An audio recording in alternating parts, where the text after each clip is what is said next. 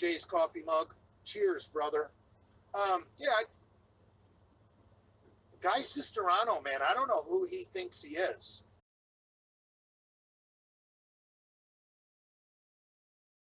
On stage at the fucking Olympia, but who cares? You're a fucking shrimp.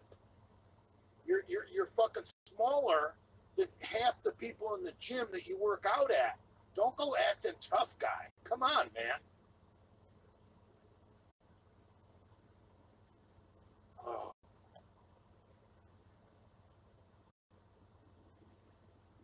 He's really small. It's right now off season for Olympia athletes. I would imagine so, right?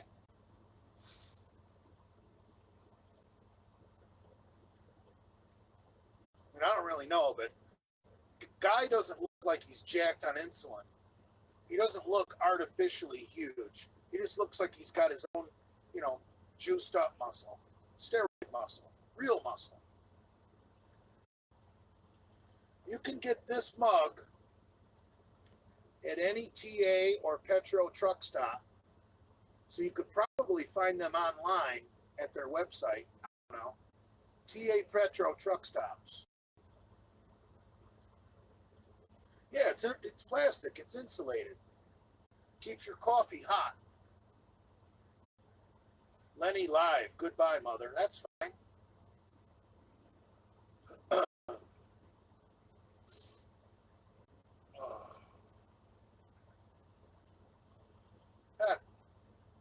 They're probably in the car headed over to Andrews for the podcast.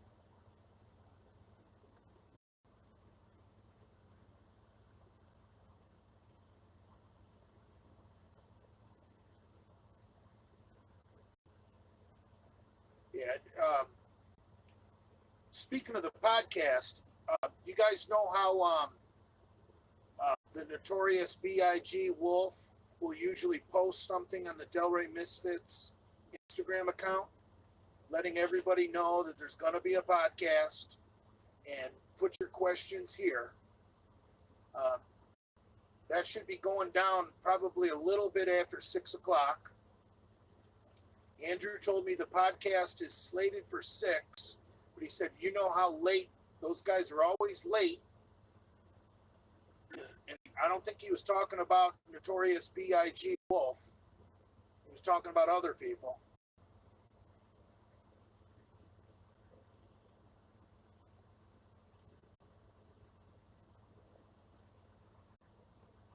Well, you can't watch the podcast. The podcast will get dumped onto the web sometime tomorrow.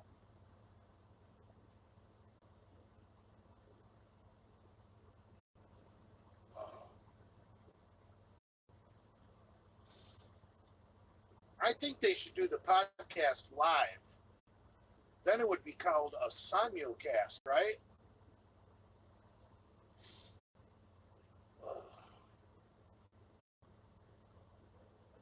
Big J Coffee, you better stay with me. I'll throw you out the window.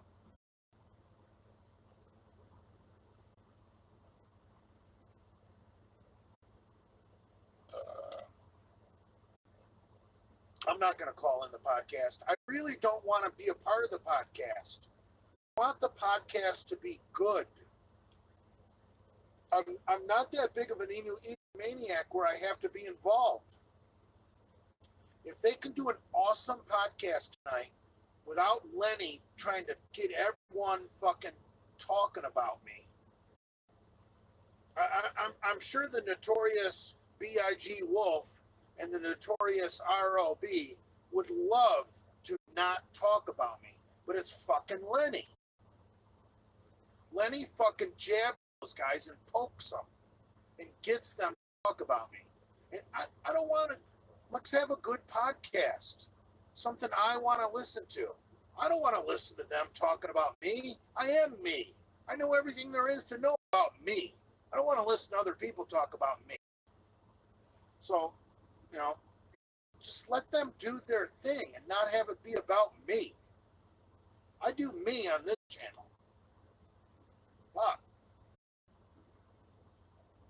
Reminds me of Toby Keith's song. I want to talk about me. That's a great tune.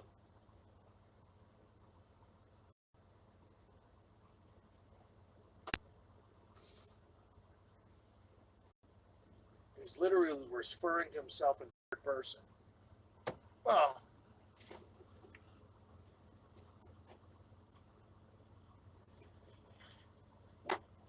call myself me?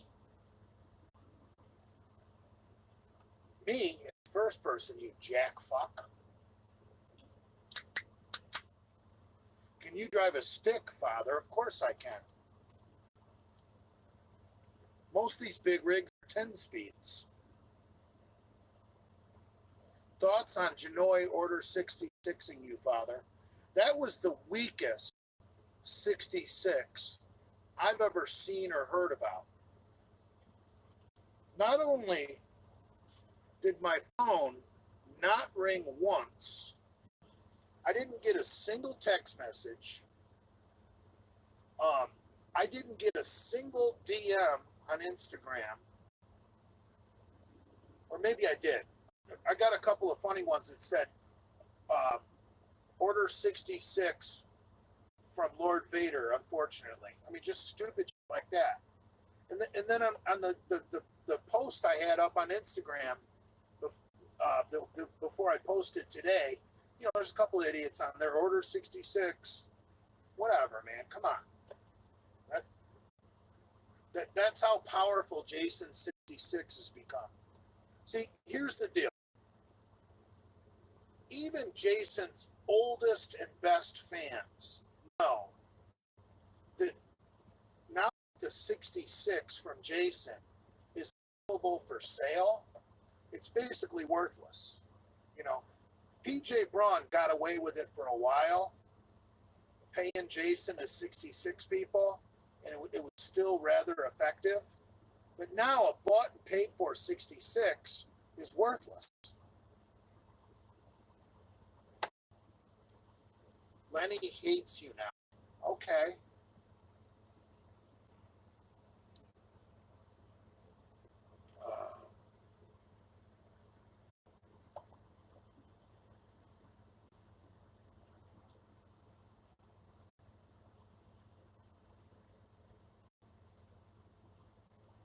$90 well spent.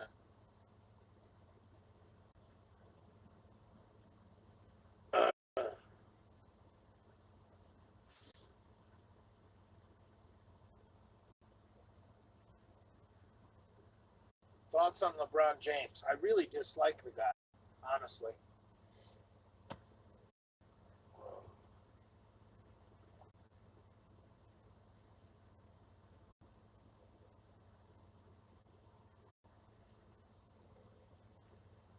Do you have a CPAP? Yes, I do. I haven't been using it, but that's my own stupid fault. Because you feel so much better when you use it. And you dream better.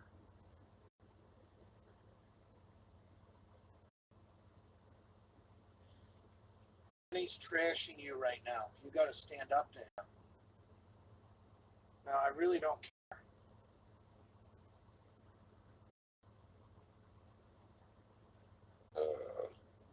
Why did you hide Lenny's CPAP machine back in the day? I don't think I did that. Thoughts on Guy Cisterano going off in that guy in the gym? I think Guy is a fucking little roid raging fucking midget, to be honest. I mean, come on, man. You're 5'6". No one cares about you. How many people care about the Mr. Olympia? Honestly.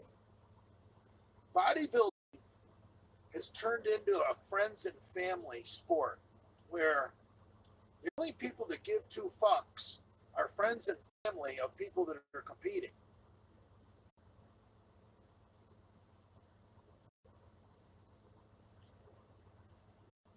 It's basically turned into girls' soccer. I mean, it's not the old days when people would talk about it and get into it. No one cares.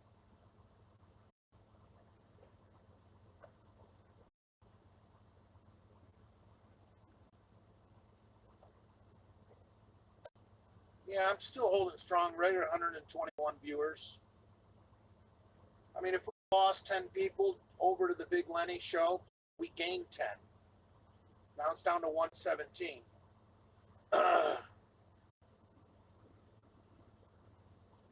We stand with Father. Janoy Bradford. That's a great name.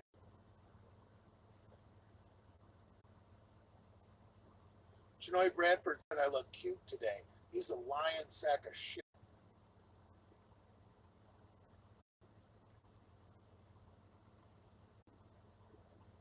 Father, I'm 5'8". Do you hate me? Well, you're probably 2 inches taller than Guy Cisterano.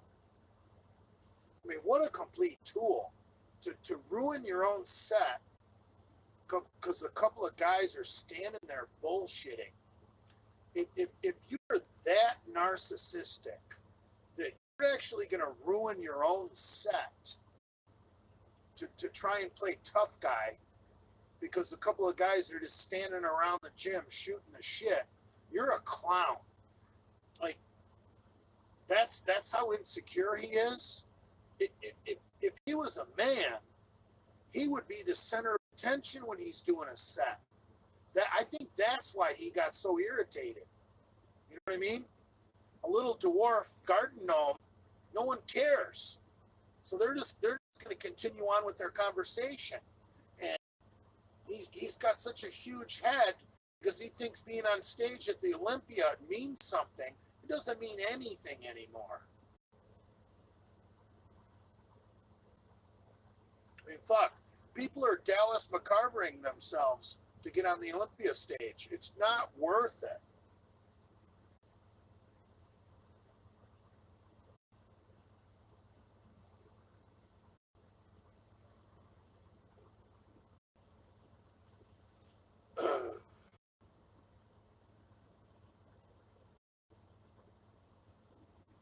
Lenny said he wants to be paid $11,000 to fight Mr. G.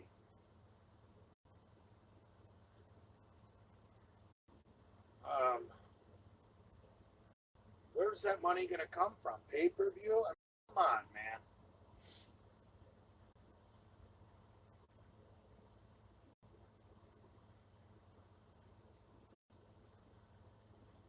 I don't know.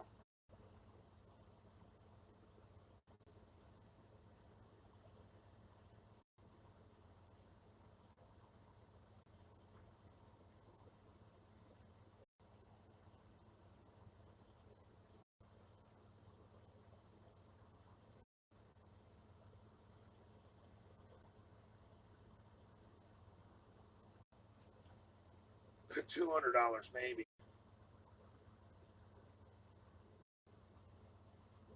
I personally don't think there's a physician in the country going to certify Lenny for any kind of fight.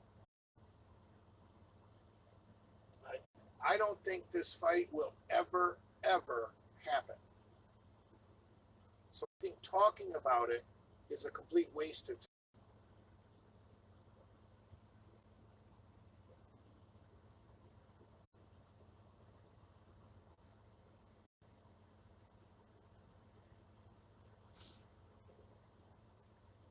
How long before you delete this live stream, Blubber Boy? Well, who says who says I'm going to delete it? What if I never upload it? How about that? Does that count as deleting it? I mean, it's my channel. Shouldn't it be my choice? Or are you going to run my channel? Fuck, I might leave it up just to piss you off because I just made you my bitch.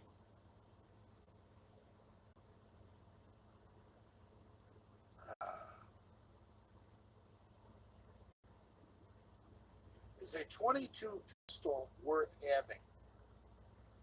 Well, yes and no. Yes, because 22 ammo is so fucking cheap. And you can always use a 22 to work on your marksman skills. And hell, if you can shoot a squirrel or a rabbit with a 22 pistol and actually throw some meat on the grill, you're the man. So yeah, they're worth it. There's actually some very high quality ones. I think Browning makes a good one. Ruger makes a good one. Those are really the only two real high quality ones that I would think about fucking with. My 22, I got a backpacking 22. It's a polymer gun with a steel insert in the barrel. It's made by Magnum Research, the same company that makes a Desert Eagle. My 22 looks like a Desert Eagle, but it's a 22, and the quality just isn't there. I wouldn't recommend that gun to anybody. If I was going to get another 22, I would probably get a Ruger or a Browning. Who makes the Buck Mark? Is that a Ruger Buck Mark or a Browning Buck Mark? I think that's a Browning Buck Mark. I can't remember. A friend of mine had one. That's a world-class 22. It's probably a Browning.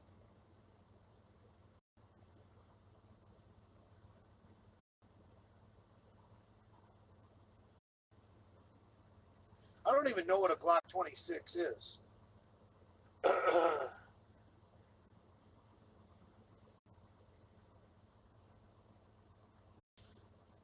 I'm not a fan of Berettas. They're not.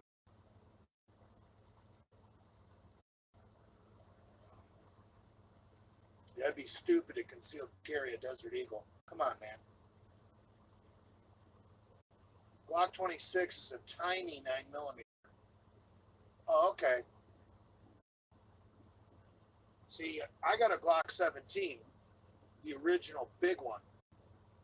And then the smaller version was a Glock 19. I still got a Glock 17. I don't shoot it enough to wear it out.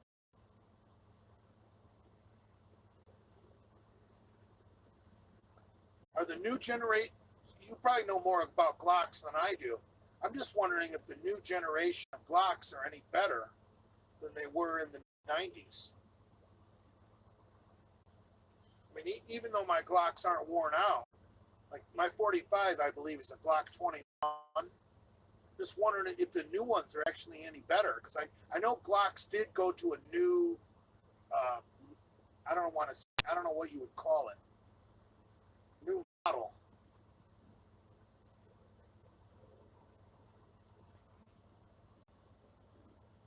Lenny is currently doubling your live stream subscribers. That doesn't surprise me. Look what Lenny used to do to me in t-shirt sales.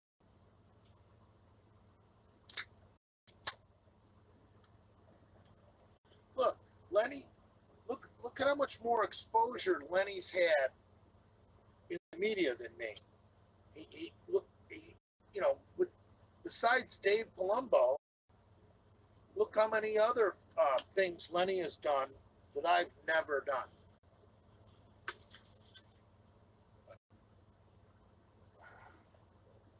I'm not the slightest bit jealous of Lenny. How much did you make in the t-shirts? I didn't make shit. Brad took care of me, though. Brad was a good guy. I sound like Hamburg. Brad was a good guy.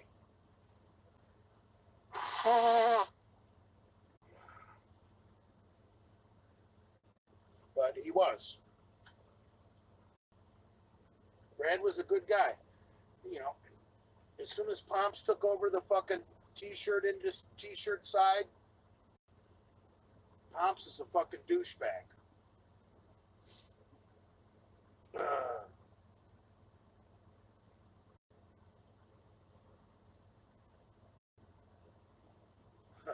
Don't ever do a tricep kickback. That is the most stupid exercise I've ever seen or heard about. I'm trying to think of an application in sports where you would actually use that range of motion.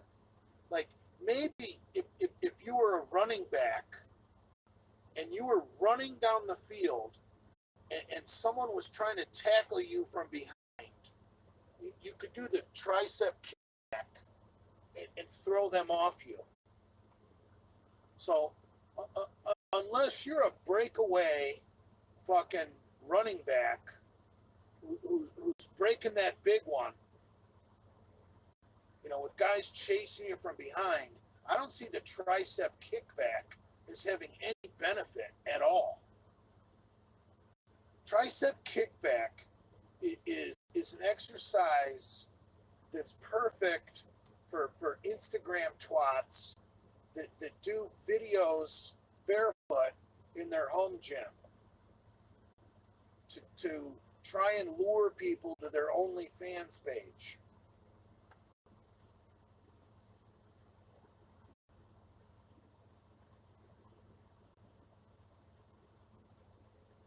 Yeah.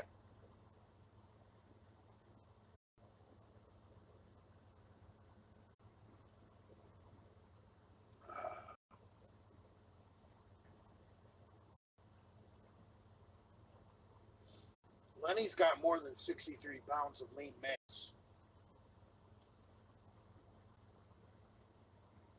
If Lenny got in shape, he would probably be built like, well, he's not even big enough to be a power forward anymore. But like a power forward in the NBA is bigger than Lenny. If Lenny got that, what's Lenny, 6'4"? Lenny would have to get down to like 260.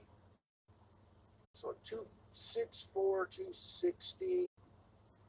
Yeah, I guess that's powerful. No, it's too short to be a power forward. I mean, come on, man. Lenny's barely bigger than Magic Johnson, who played guard. But Magic was 6'9". So that's a little joke. Just a little gag.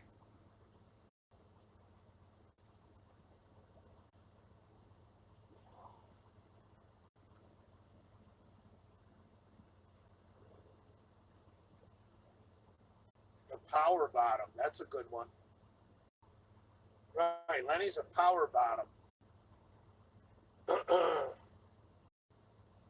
No, I think Lenny should, get down to like 260. Get his health in shape. Lenny's like 6'4". He could carry 260 pretty well.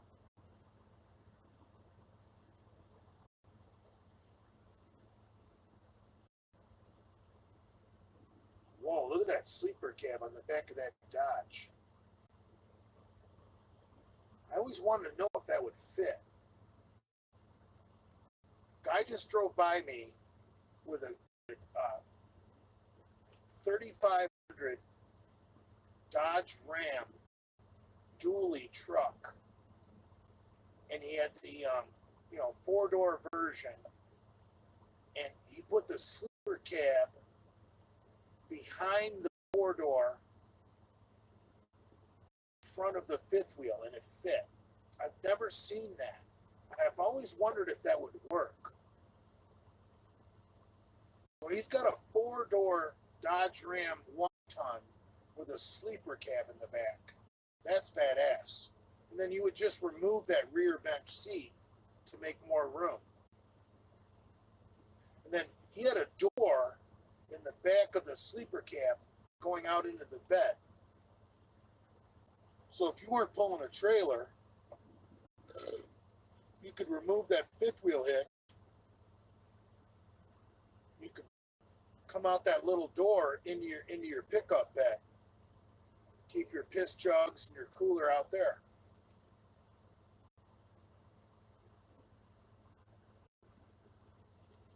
Janoy Cressova just came back from Lenny's Live. Favorite Ozzy song? I would have to say Crazy Train, because that's the first song that came to my mind. Without even thinking. reading your comment, I thought Crazy Train.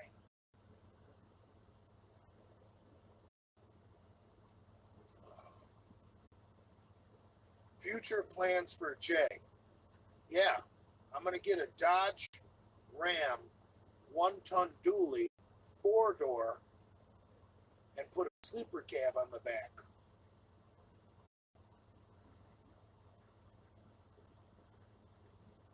Dodge Rams are not garbage.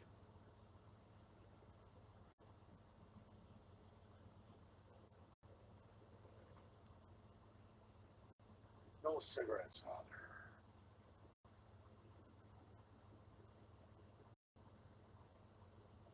Zach, you got to change the names in your comment.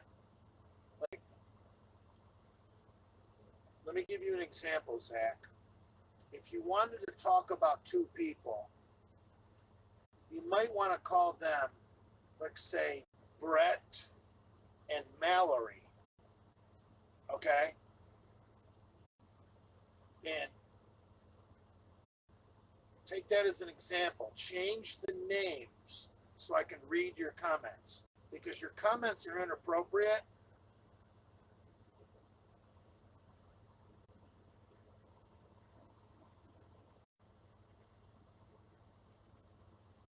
Beef Lewis, help, I'm tall and my bench sucks. Well, I'll tell you what, Beef Lewis. I'm going to give you a 3 exercise workout that should work pretty well for a tall guy. What I want you to do, you always do bench first, right? And if you're a tall guy, you're going to use a relatively wide grip. So go ahead and do your bench press first with your relatively wide grip. Your second exercise, I want you to go to the decline press because decline has a shorter range of motion. So it's going to help you train with heavier weights than the flat bench. If you do it properly, it's going to have a shorter range of motion. And now I want you to experiment with your decline. Always use the same grip as your bench press, unless you decide to maybe experiment and do a wide grip decline. There's nothing wrong with doing a wide grip decline because it's such a short range of motion. Then, your third exercise, I want you to come back and back to the flat bench and do a narrow grip bench press. Because if you're tall and you got long arms, you're never going to bench a lot, even with a wide grip, until you get good at close grips.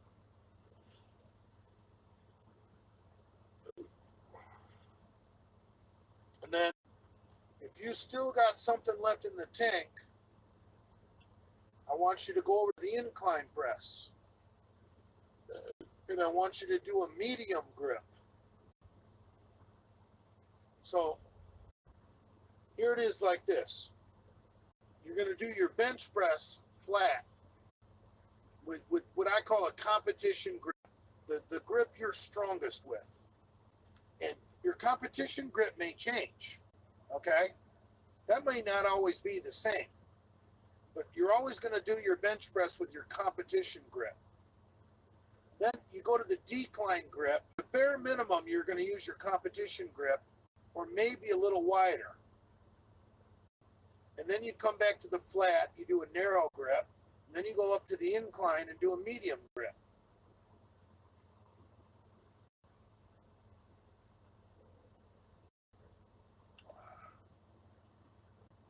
Genova rambling. Well, first you got to have the wide grip if you're going to have the close grip. But you're never going to quite have the wide grip if you don't have the close grip first. The medium grip comes after you have both the wide grip and the close grip.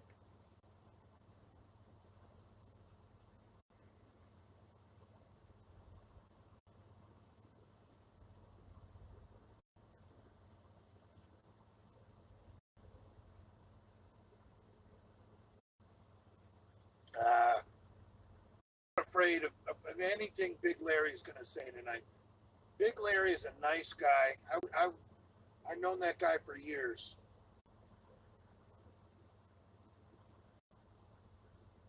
Anything Big Larry says tonight is probably true, possibly a little bit embellished upon, but with the exception of maybe a little bit of embellishing, probably pretty true.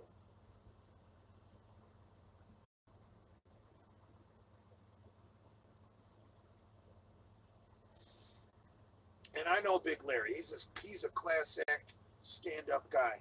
I don't see him trying to make me look bad or being a prick. And if he does, he does.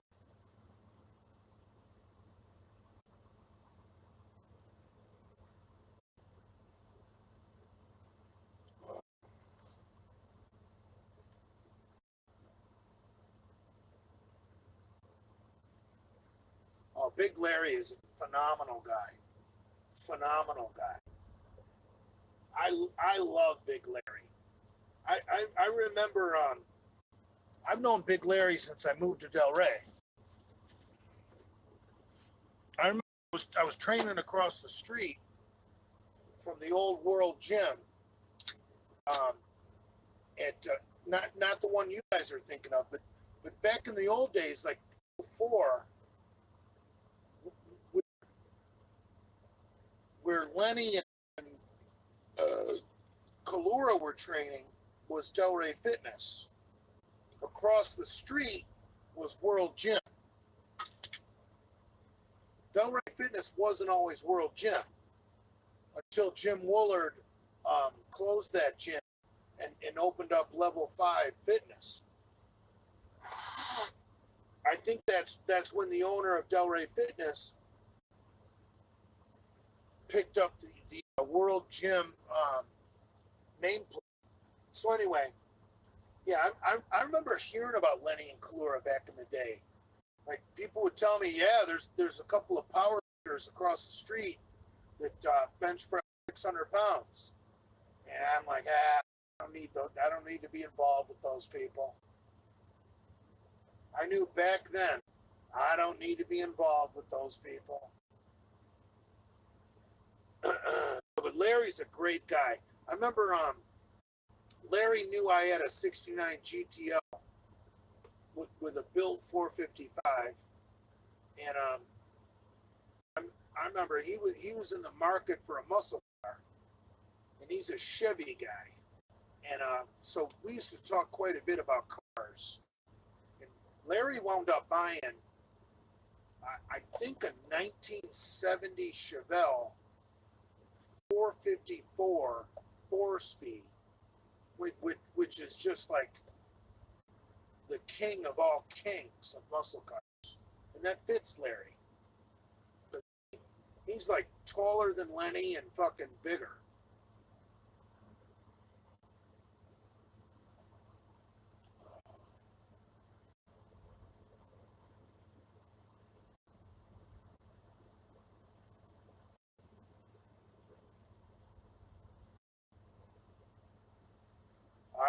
I don't own any cars now.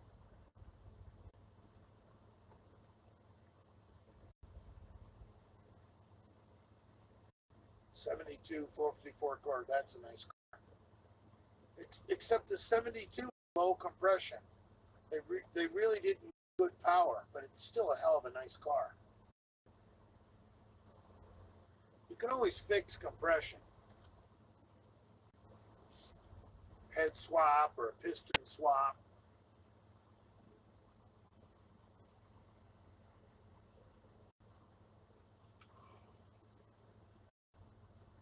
Nate used your squat rack. Who cares?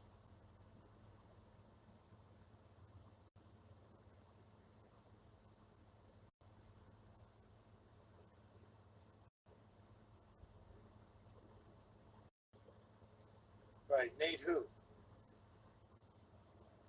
Big J bobtailing around. Yeah, I did bobtail tonight.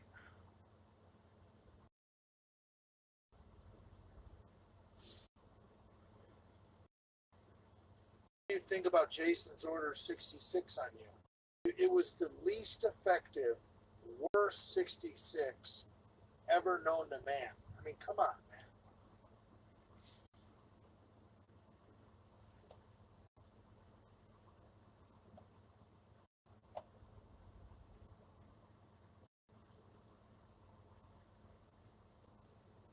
Is Prince the Delray Ripper? I doubt it.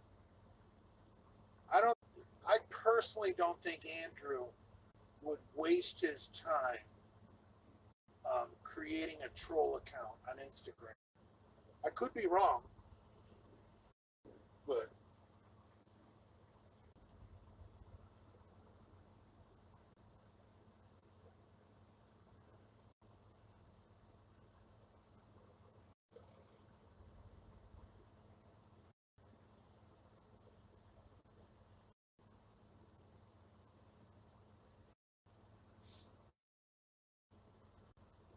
what time we got?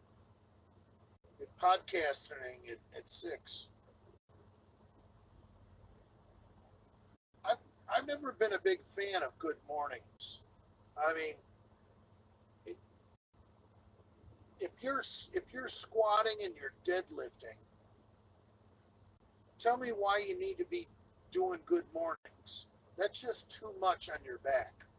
And let's say you're not squatting. I mean, you're not deadlifting, and you're squatting, but you're doing stiff-legged deadlifts instead. If you're doing squats and stiff-legged deadlifts, you tell me why you need to do good mornings.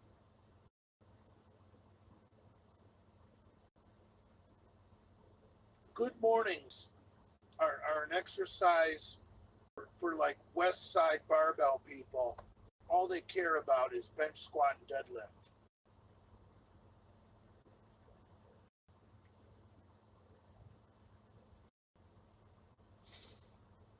I don't need to do good mornings. I mean, come on, man. That's a stupid exercise. Thoughts on hip thrusters? Another stupid exercise. Hip thrusts are the fucking official Instagram exercise of fucking fitness twats. They'll post a picture doing hip thrusters barefoot to try and lure you into their fucking OnlyFans page. Speaking of Insta twats, you know, I'm not naming names here, but I follow this chick on Instagram. And she's not gorgeous, and she's definitely not skinny, but she's pretty. And, you know, she claims to be a victim of he's home from work. She's got a kick-ass home gym, just like Jim Haynes. And she drives a fucking really nice fucking Audi. And she's raising these two little kids. And I'm just, and she posts these fitness videos. And I'm just like, you claim you're a victim? Wait a minute. You just moved out of your married house, obviously, because that was probably part of the divorce. But obviously, you got a big enough piece of it. You wouldn't got another house. Okay, you're not even in an apartment. You got to keep your Audi. You're feeding your two kids. You got a home gym, and there's never any mention of your career. How the fuck are you a fucking victim? Get the fuck out of here. I'm a victim. No, you're an insta twat. You realized that being a fitness babe, you didn't need your husband anymore. He became disposable. You could take half of everything you guys built together and bail, even though you didn't fucking lend a hand in any of it. And then you could keep your little fucking instant twat fucking business going. It's disgusting. These Insta-twat chicks need to be round up and fucking shot. Am I allowed to say that? I just did.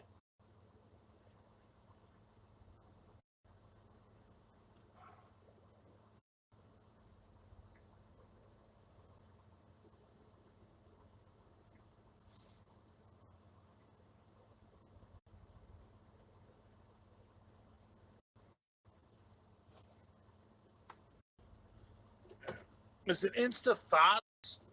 I never liked that word. I changed it to Insta twat. What's a thought?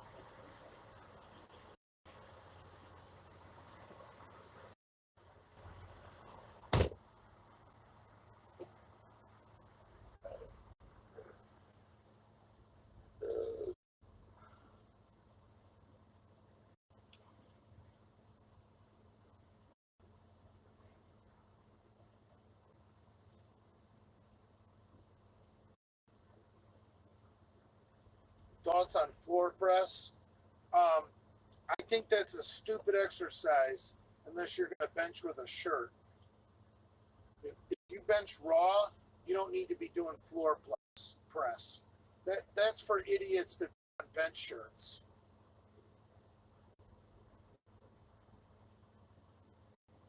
Because those jack-offs only train the lockout anyway.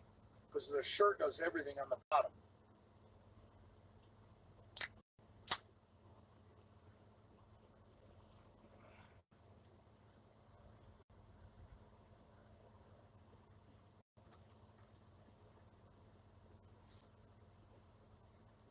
Thoughts on Big Lenny's show ripping you? I really don't care.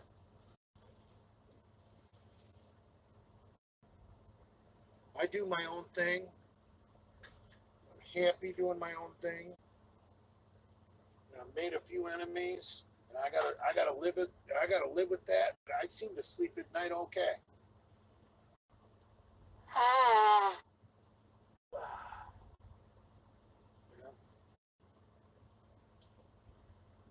Think about it. All the enemies I've made, I don't need to have cookouts and feed people fucking ribeyes to surround myself with friends.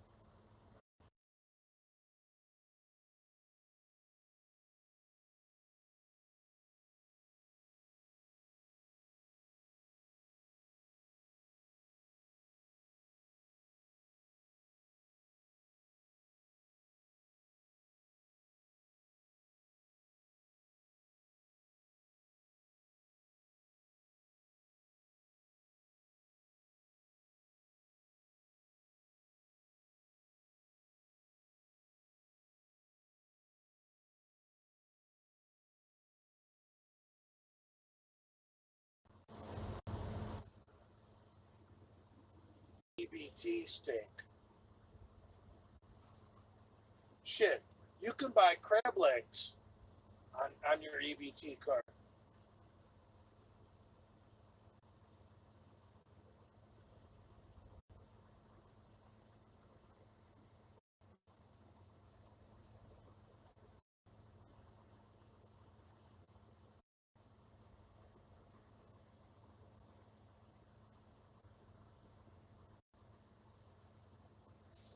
I know nothing about who bought the steaks last time. Really don't. I'm not part of that circle.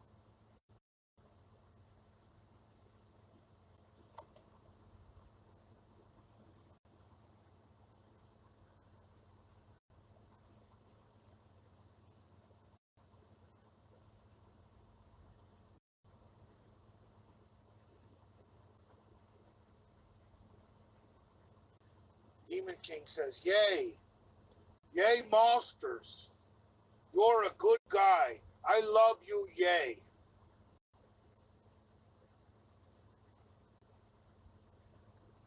Ugh.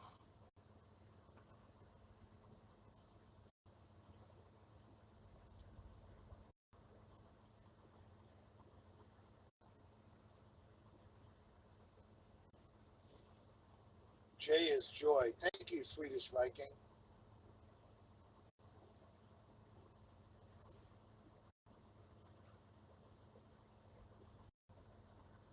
Sven Masters.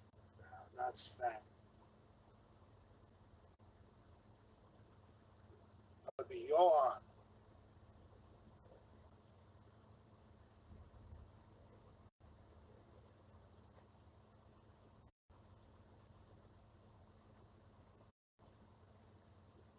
Throw who off a cliff, John Smith? I'm not going to say that name. We need to start respecting the notorious B.I.G. Wolf. Even if you don't like him, we need to stop disrespecting his family. Let's do the right. We the joke has run its course. Okay. Yes, it was funny. Yes, it was awesome. Am I sorry? No. But we need to stop doing it? Yes. That's the stone cold truth. I thought what we did for a few weeks was funny as fuck. And I wouldn't change it for the world. But the joke has run its course. Now, see, we need new things to do. Otherwise, we stagnate and become like other channels that we criticize. I mean, if we start saying the same things over and over and over again, we're no better than them.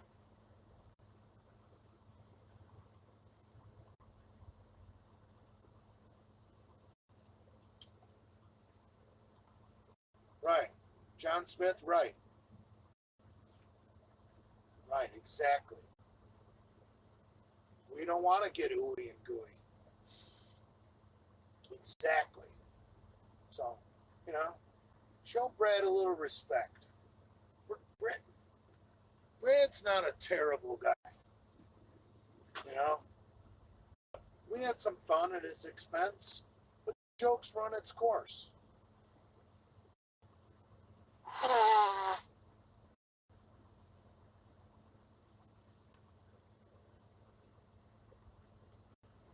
That's the thing about humor.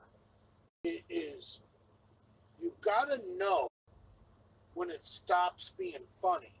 Even for you sick fucks. Like, see, some of you sick fucks don't have that internal fucking limit.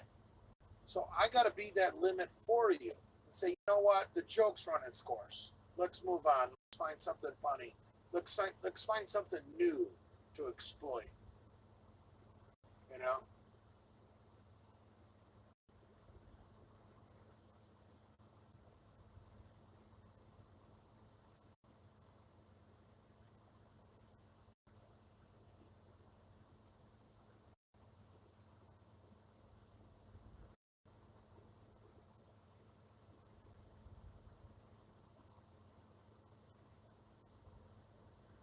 He only stopped because he was gonna sue you. No, that isn't true. Not true at all. And you're absolutely 100% incorrect. Because I shouldn't even have to defend myself in this situation.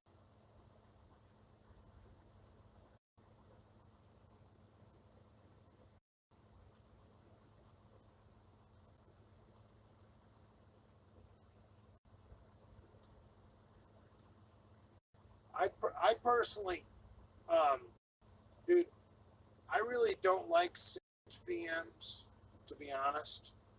So you guys can say what you want about me. If Israel fucking kills every single leader of Hamas, I'm gonna have a beer. I'm gonna have a beer. Israel fucking destroys Hamas, I'm celebrating because that's good for America. You don't see terrorists coming over to the United States from Israel, but you do see Muslims. So I understand. If you're not a fan of the Jewish people, that's fine. I'm not asking you to be, but the Muslims are our biggest enemy in the world. And if we can let Israel take out some of the trash, why not let them? I mean, come on, man.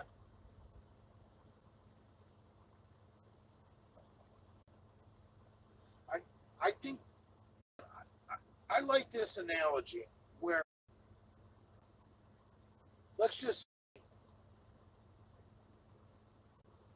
America or the United States is a big PM, right? Big, strong PM, do-rag, tank top. Nobody fucks with this guy in the neighborhood, right? And he's got this pit bull on a leash. And that pit bull is Israel. And we both have a common enemy. You know? And I've been waiting to let that pit bull off the leash to do our dirty work for us. But, and now that Joe Biden is the president and nobody respects him, fucking Israel's not going to listen to Joe Biden. That pit bull is not coming to the leash, okay? See, the liberals are screaming for Palestine, you know. Well, if you really wanted peace, you should have voted for Donald Trump. Because if you would have voted for Donald Trump, there would have been peace. And the big PM walking through the hood would have kept his pit bull on a leash.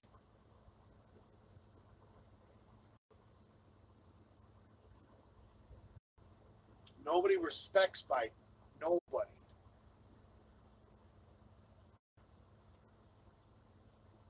Brad has you on a leash. Ah.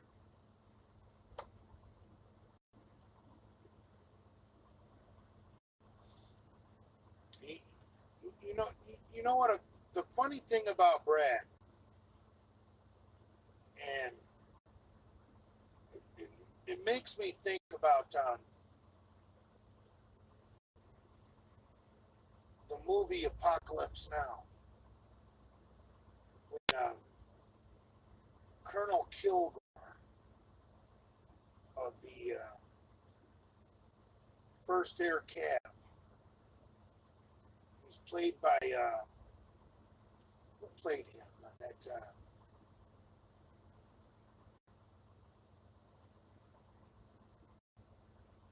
Not Colonel Kilgore. No, Kilgore was Marlon Brando. I'm thinking of the guy that liked to surf from the 1st Air Cavalry, the helicopter guy. No, not Martin Sheen. What's his name? Apocalypse Now, 1st Air Cav commander. When they do Ride of the Valkyries and all that. I'm going to lose my fucking point. Famous fucking actor. Robert Duvall. There we go. Thank you. So, here's the deal with Brad. And I compare this war that's going on right now to what Robert Duvall said on the beach after the fucking jets came in and dropped the napalm on all the fucking gooks. And he was story. about how he loves the smell of napalm in the morning, and the smell of napalm was like victory. And after he says that, he, he, he says, someday this war is going to end. And he's like sad about it. And it's cinematography fucking brilliance. And I thought about this today. It's like, someday Brad's going to be fucking single, you know? And he fought all these battles, you know? And someday Brad's going to be single, you know? Brad's going through life like he's going to be with the same person the rest of his life. And God bless him if he can do it. But, man, someday Brad's going to be single.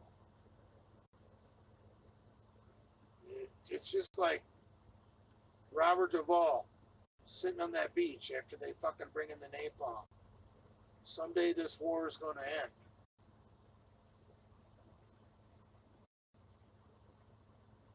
Some people don't want to admit it. Some people are just going to keep fighting.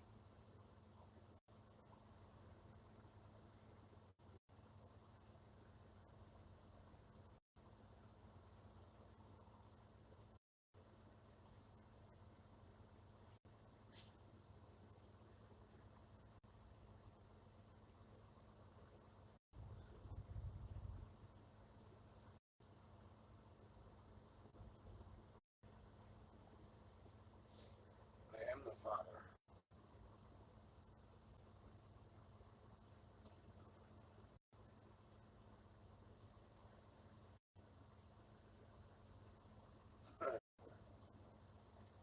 There was no discussion of letting me back in the Misfits.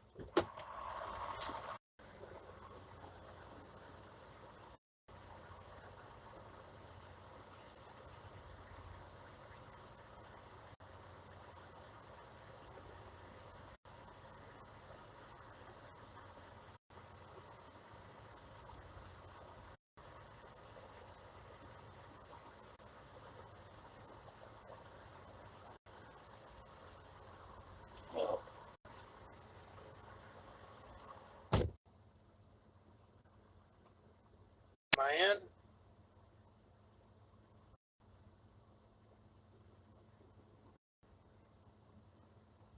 Father J, how much Cialis should I take?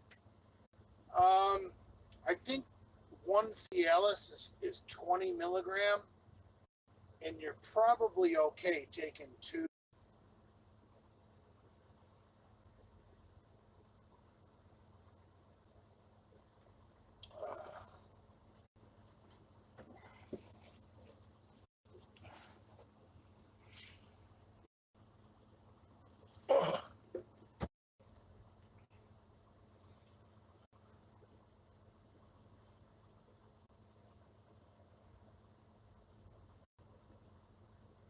I need to form a new group,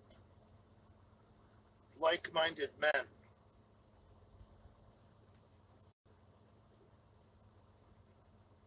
We're going to build a new race.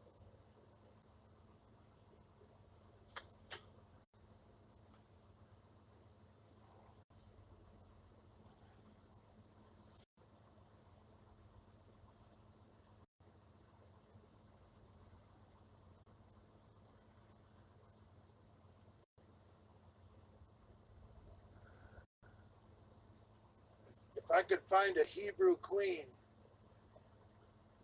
like Steffi Cohen, the powerlifter, a Hebrew queen, I could rule the world.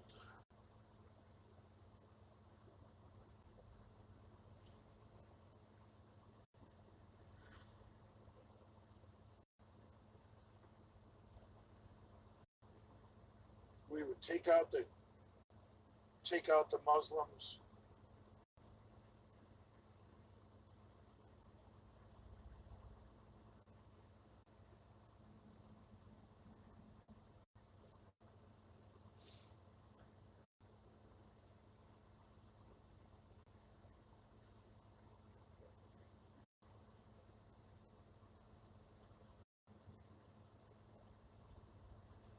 1,000-year live.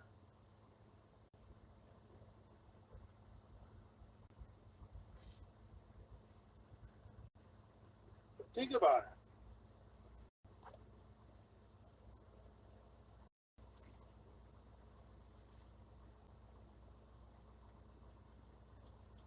If father took on a Hebrew queen like Steffi Cohn,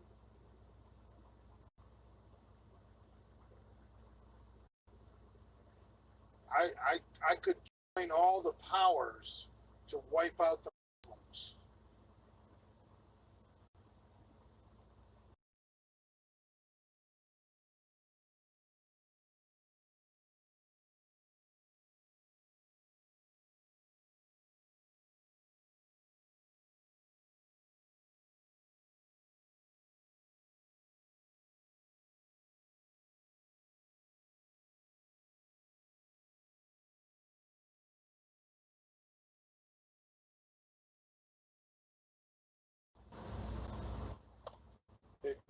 That's Linda calling me, fucking up the live stream.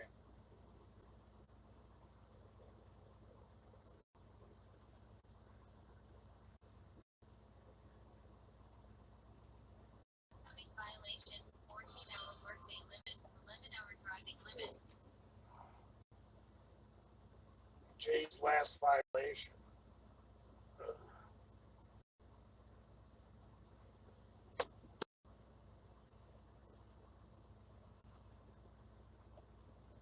No, I'm not going to call on the podcast. I don't want it to be about me.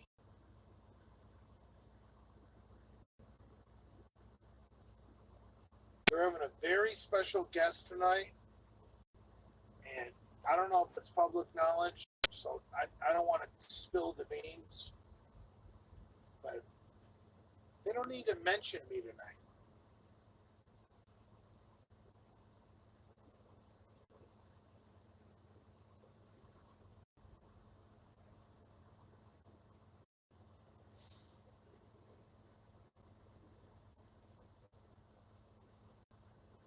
See?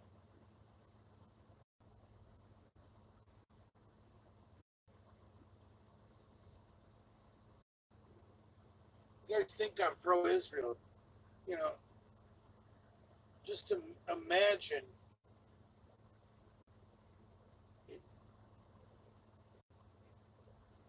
if I married Queen Steffi and I united the Aryans and the Hebrews and we started to take over the world.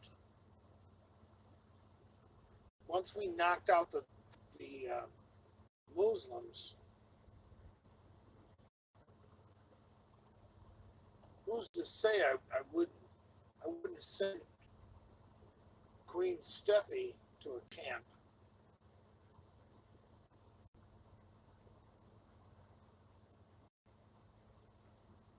They're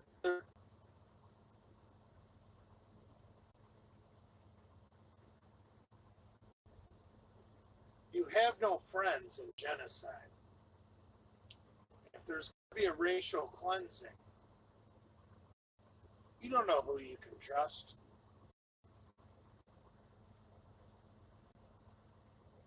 I mean,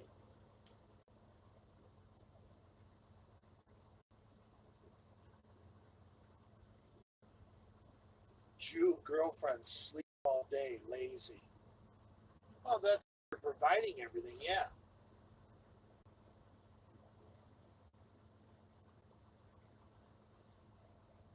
Yeah, I remember in Schindler's List, some of those really attractive Jewish girls, the Nazis would use them, you know, to work in the office. Then they would take them down in the wine cellar and fuck them like crazy.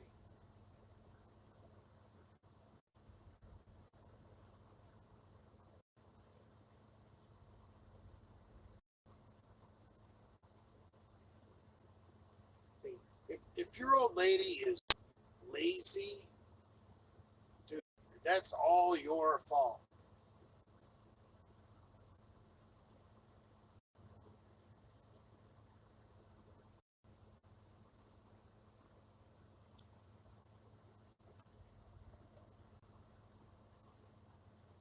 The misfits are imploding and Father will revel in the chaos. There's some truth in that sentence, obviously. I mean, come on, man.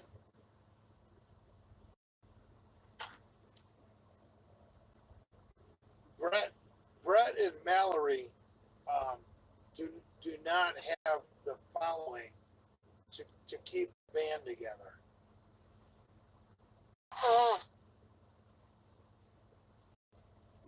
Brett and Mallory can have these cookouts, but come on, man. How boring is that becoming for the fans?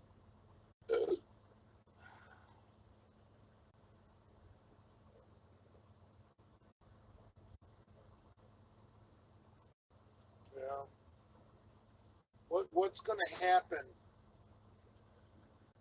if Lenny actually goes to jail? What's going to happen? What's going to happen if Lenny actually has to serve some time?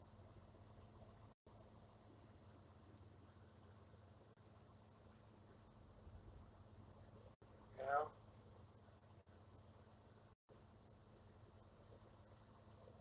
That channel is going to go down in flames, and all that revenue is going to go, disappear.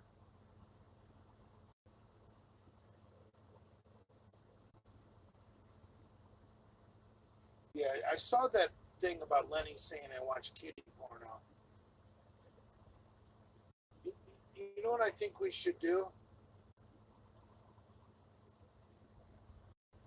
Imagine if that clip of Lenny saying that I watch kiddie porn gets flagged by somebody, and somebody from the FBI actually looks at it. That's going to backfire on Lenny. Backfire big time. So I suggest all my friends here go to that video and hashtag FBI, hashtag child crimes, hashtag, whatever you want. That's going to backfire on Lenny. 100%. Because anybody that knows me knows I'm never around kids.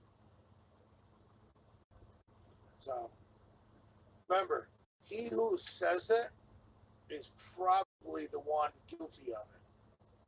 So if Lenny wants to do me dirty like that, I say we hashtag that video with FBI, hashtag child crimes, hashtag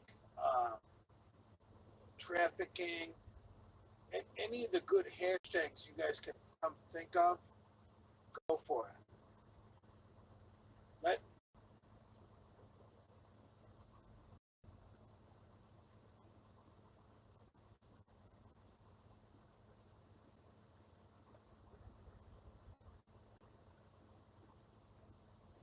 All right.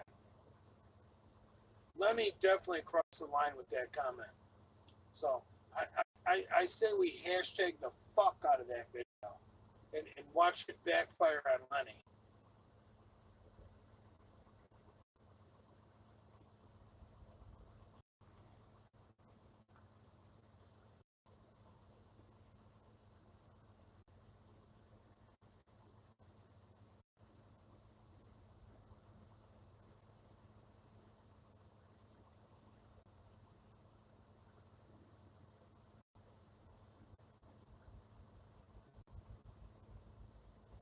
I don't want anything to do with kids.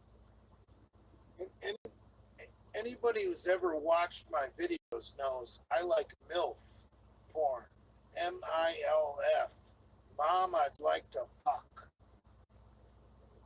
In fact, I have given specific instructions to my followers that you should always preface your porn searches with MILF big tits.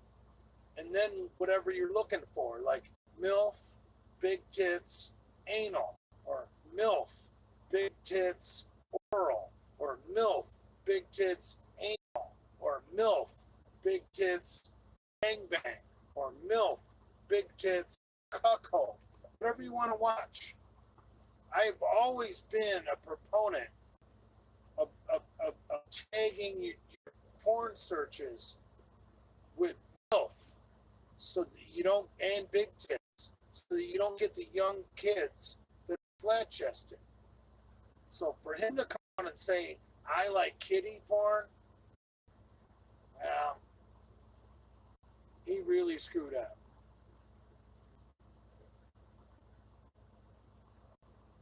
Because the evidence is out there that I've never talked about underage women, ever.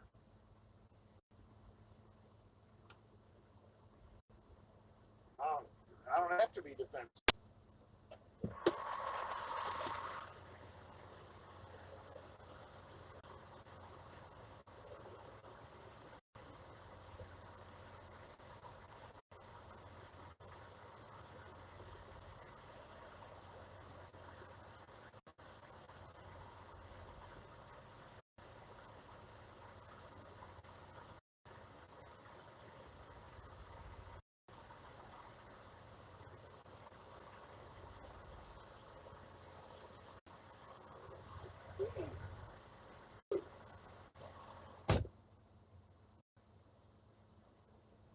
I'm not being defensive.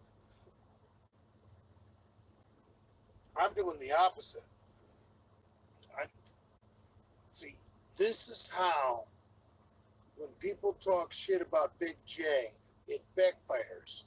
I'm asking you guys to fucking hashtag that video, FBI, Family Child Services, hashtag fucking Child Protective Services, Family Protective Services, any fucking hashtag you can come up with. They're not going to be looking at me, brah.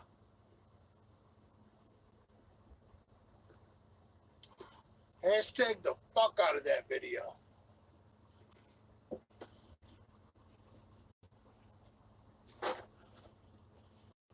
He wants to do that to me? No.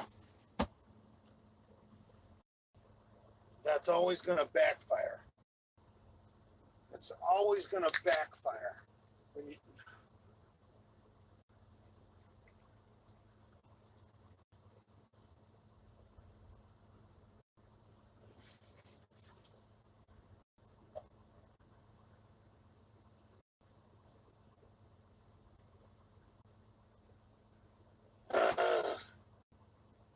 yeah.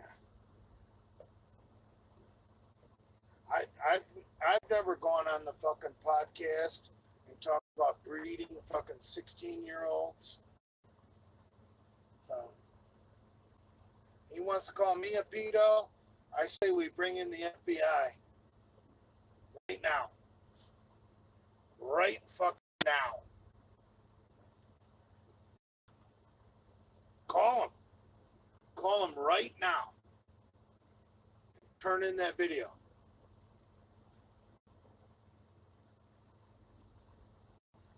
It sucks when someone calls you out on something you said that you might not have, you might not should have said that because you're a bigger victim of what you said.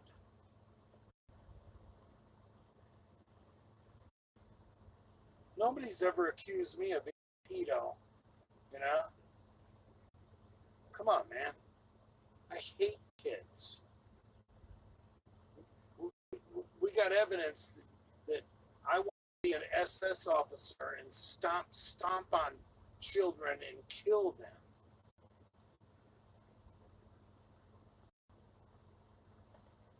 We have evidence that, Lenny thinks you should be allowed to marry a 13-year-old.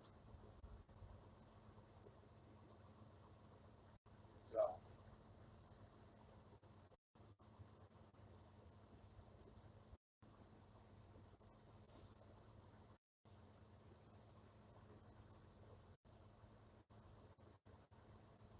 Hashtag the fuck out of that. Come on, man.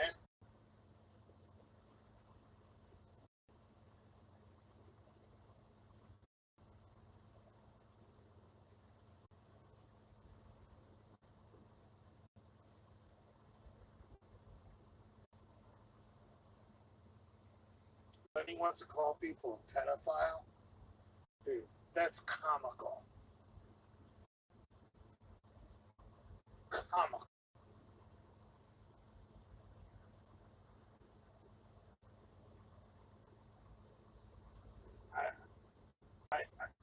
Here's the deal. I've got so little to hide. I want to perpetuate this so that it backfires on him.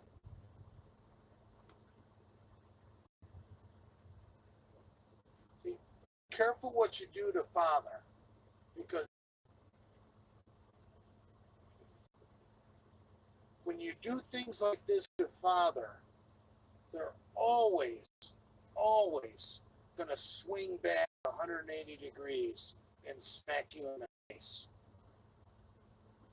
Always.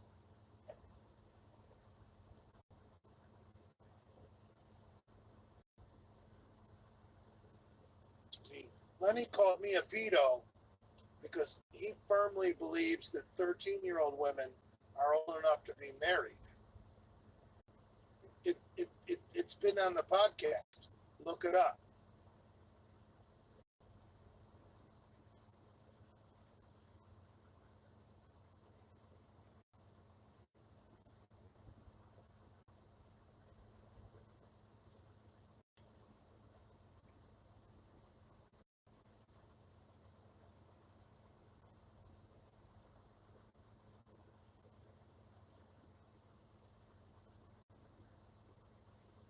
You can't order 66 another misfit.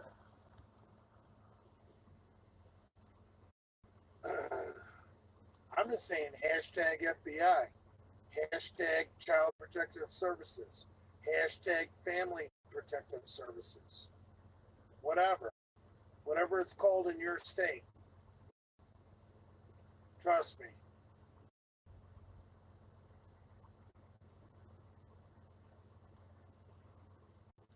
I got nothing to hide. Motherfuckers calling me a pedophile. I got nothing to hide. Nobody's ever called me that in my life. Can Lenny say the same thing? Nobody's ever called me that in my life. Ever. Now, think to yourself, has anyone ever said that or thought that about Lenny? Well, time to do some soul searching, son.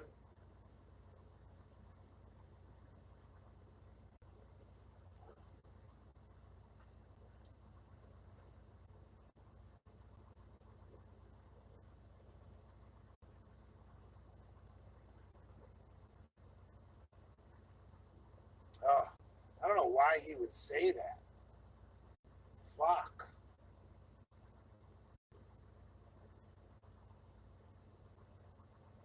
I don't know. Especially a guy that's got sentencing coming up.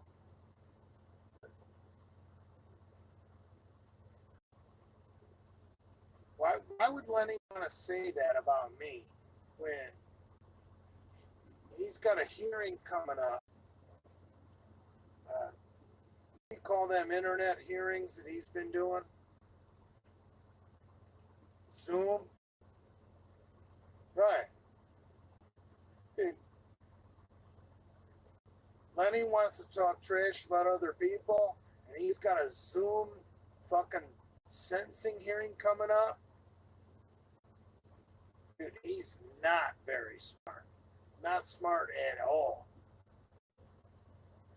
I mean, come on, man.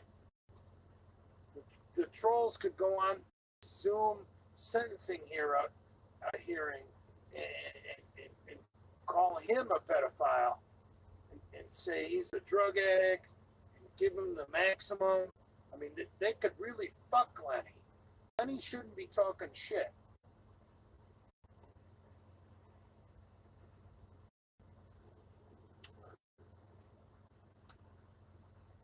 Whatever. Doesn't bother me none. As you can see, I'm not losing any sleep. I'm about to go get me a pack of cigarettes.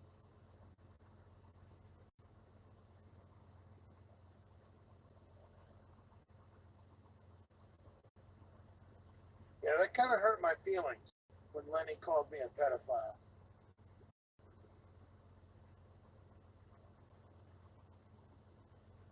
So,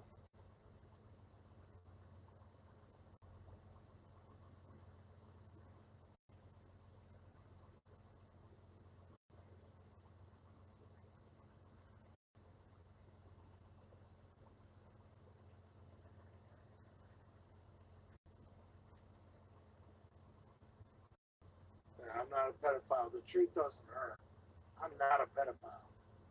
So you can go fuck yourself.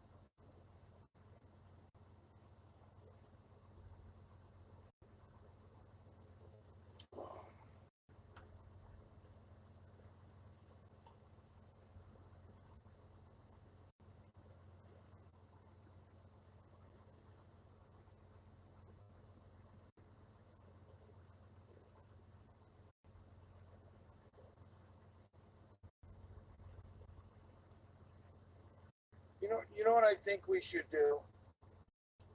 We should give Lenny some grace. And I think that's the perfect word for the situation is we need to show grace and realize that Lenny wasn't thinking and Lenny didn't really realize what he was doing.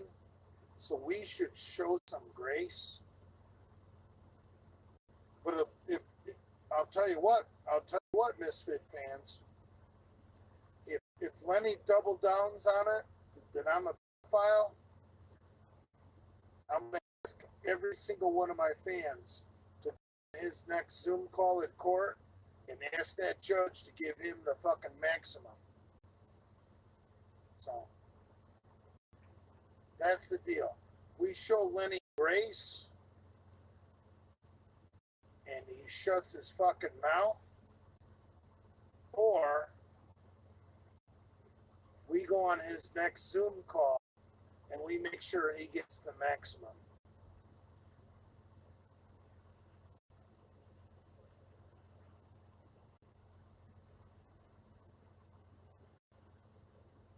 Does anyone have a problem with that? I'm about to go get cigarettes. You guys want me to let this run while you get cigarettes?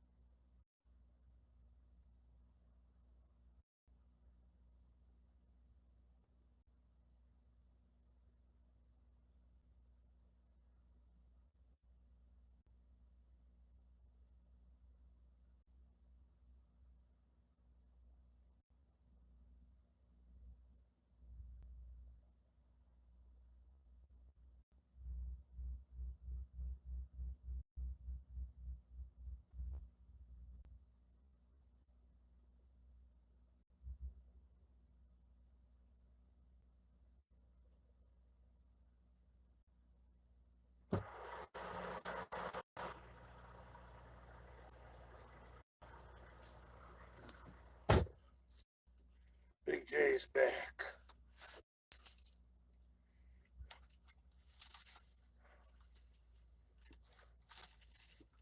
All sorts of surprises.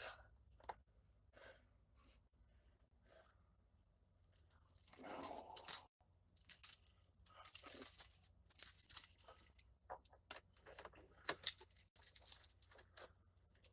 Big back.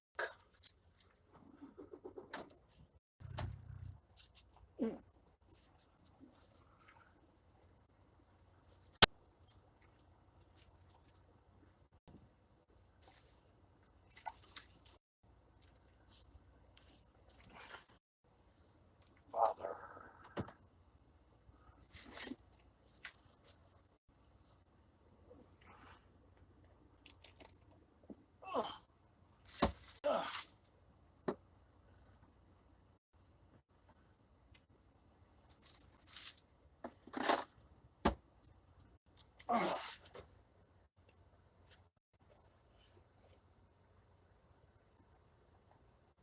Sexy. Of course I'm sexy.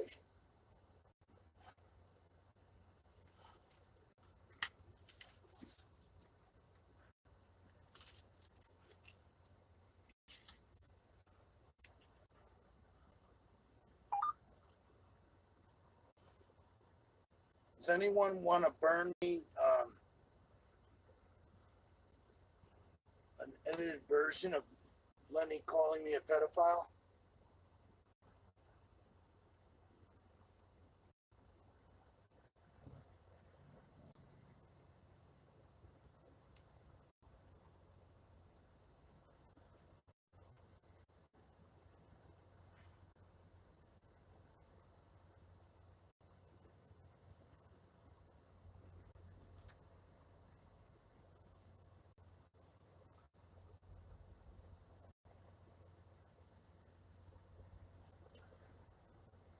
Let me ask you guys a serious question.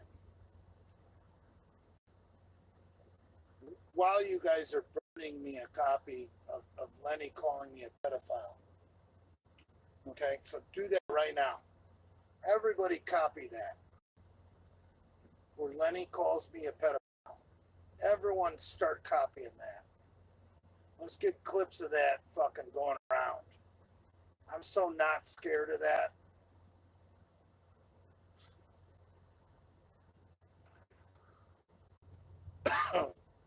No, I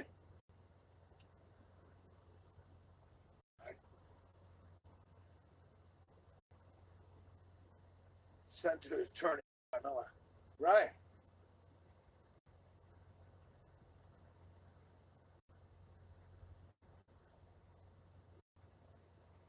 Just think, if Lenny's such a good friend that he's going to call me a pedophile on YouTube.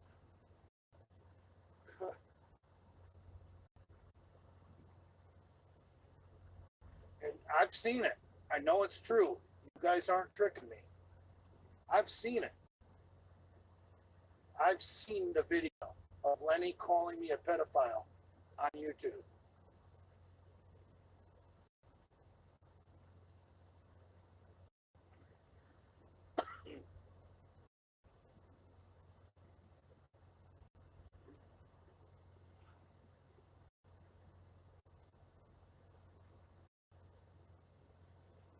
You know, you guys aren't tricking me. What Lenny did call me a pedophile on YouTube.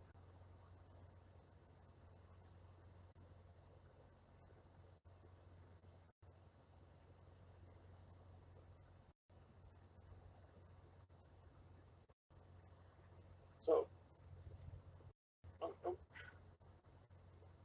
imagine the shit. If Lenny really wants to cause a fucking war,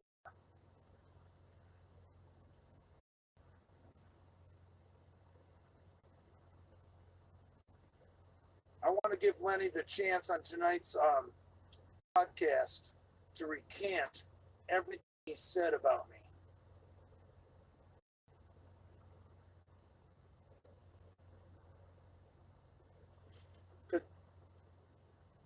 I got nothing to lose. Literally nothing. The man called me a pedophile. It's documented. But here's my offer to Big Lenny. Recant everything you said about me on tonight's podcast, or I'm gonna make sure that clip is put in front of the judge before your sentencing. I played dirty. I play to win, and that's why I'm the father.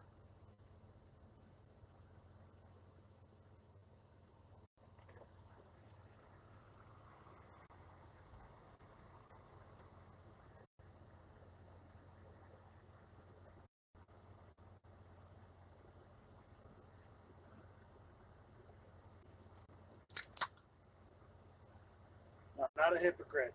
I've never been involved with any children. None. None.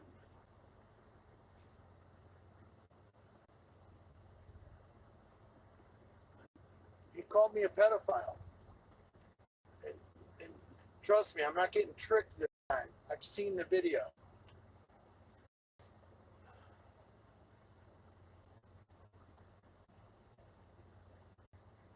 I don't need to call in. I don't need to do shit. I don't need to stick up for myself.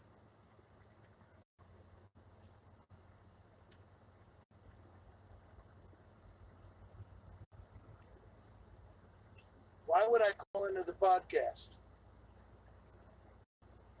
Why would I do that? I didn't call anyone a pedophile. I'm not due to appear in front of a judge.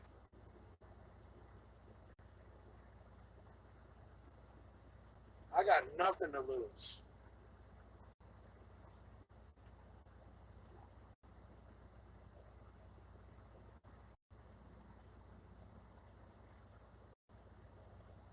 I know it's on this channel. I'm sure Chuck E. Cheese Ranch has it. I'm sure Just Men's has it. I'm sure everybody has it.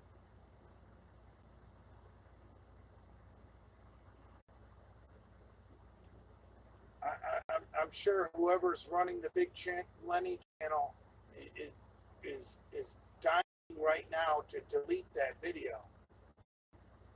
And they're scrambling because they fucked up. They fucked up.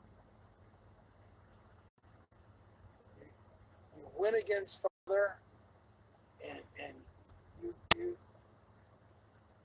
you've all been grasping at straws for something to use against Father, but while you're doing that, you give Father something legitimate to use.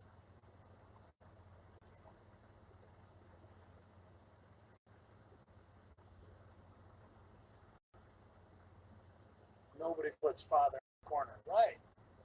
And I don't really want to hurt Lenny. Trust me, I don't. And all I want is Lenny on the podcast tonight to shrimp back and apologize and say he didn't mean it and it was a joke. And then everything's cool. Then I'll be happy. But you don't call someone a weirdo unless you got proof.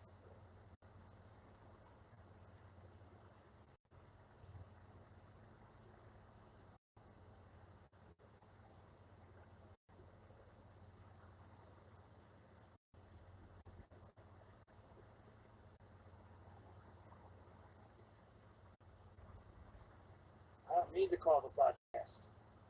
I don't need to. I don't need to defend myself. I didn't do anything wrong.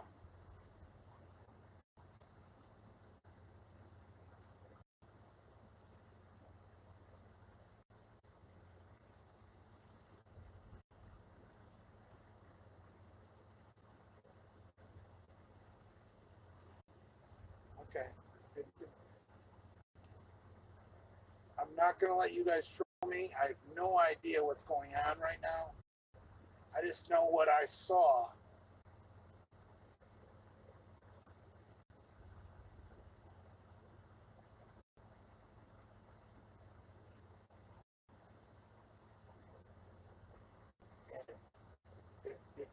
And if he doesn't say on the podcast tonight that he was joking, little joke, little prank, ha ha ha, then I'll accept that. He doesn't even have to apologize. He can just say, the shit I said about Jay being a pedo, it was just a joke. That's all he has to say. I'm not gonna back the guy up in the corner that he has to apologize. I'm not looking for an apology. But he needs to say it was a joke.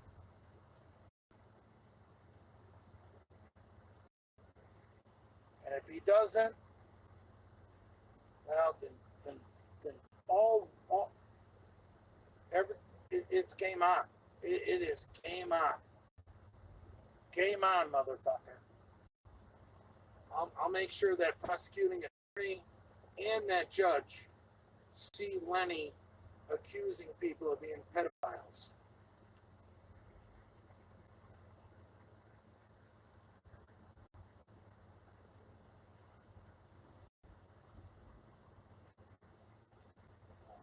They want to play. They want to play with Jay. Let's play. Let's play. Because Big J plays fucking hardball. He called me a pedophile.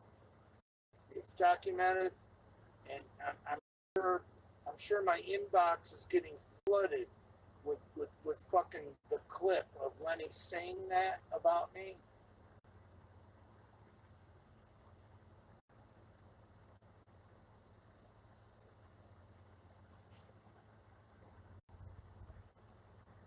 He called me Uncle Touch in the. Okay, I don't know if that's true. I'm not gonna let you troll me.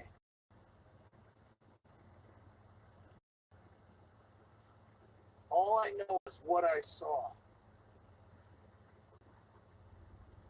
Uncle Tickle. Right. Record that shit too.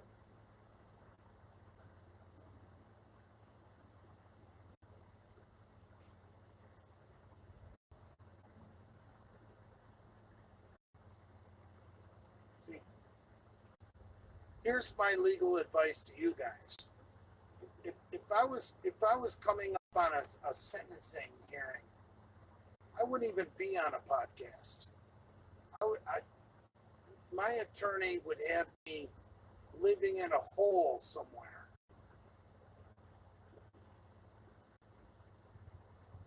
So if Lenny wants to call me Uncle Tickle, Uncle Touch, which I haven't verified, I haven't seen that. But I have seen the video where he refers to me as a pedophile.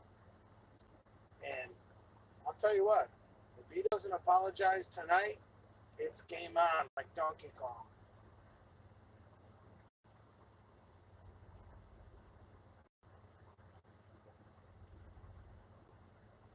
Uncle Touchy Hands. I like that.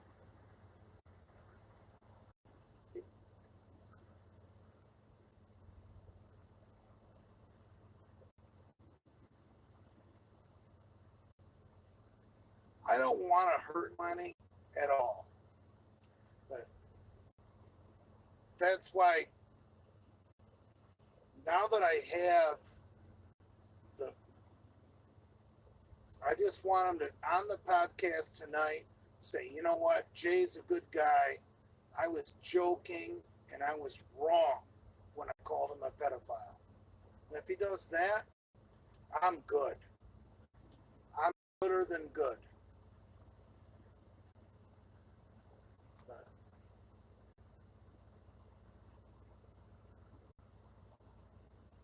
everyone on the podcast is calling you Uncle Touch. See, I don't know if that's.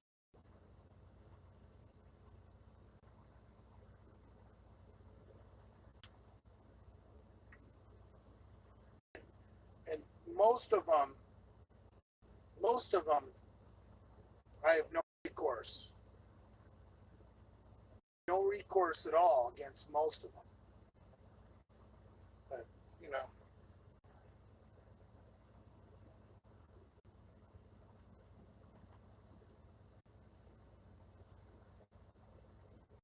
Big Larry said you like Asians. See, I'm watching the podcast.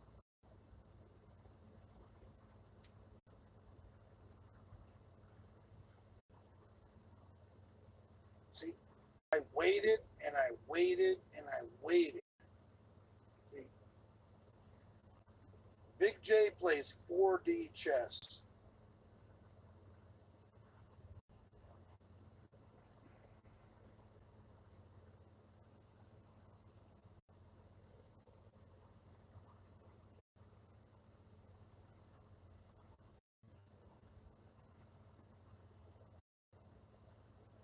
How do you guys even know what they're saying on the podcast? The podcast isn't even posted yet. It's not live. So you guys aren't going to troll me.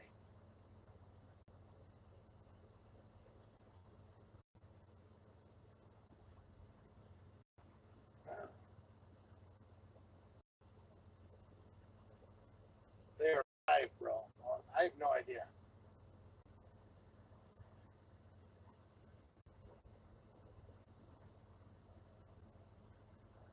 The preview is, right. The preview, okay.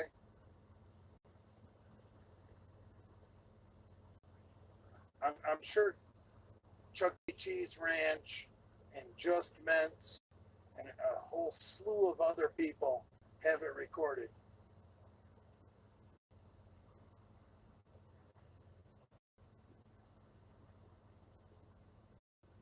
I don't care what they're doing to me. They're hammering me. I really don't care. I don't care.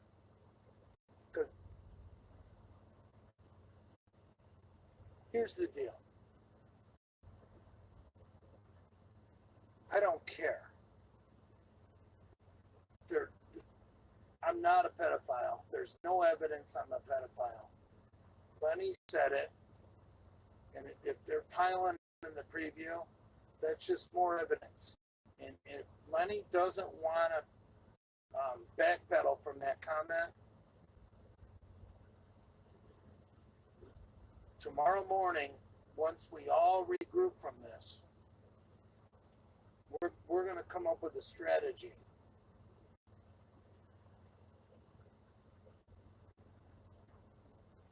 They say you finger blasted a Downs kid. Yeah.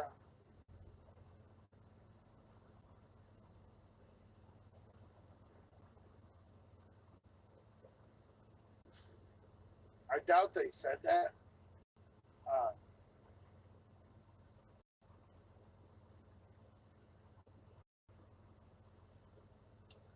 Everybody's all lawsuit happy these days about, talking about going to the police, talking about pressing charges. Yeah. I'm not like that. That's all bullshit. If he says I was joking, I didn't mean that, Jay's not a pedophile, I'll accept it. Period. It was a joke. It was a little gag. Everyone knew it was a joke. But if he doesn't say that tonight,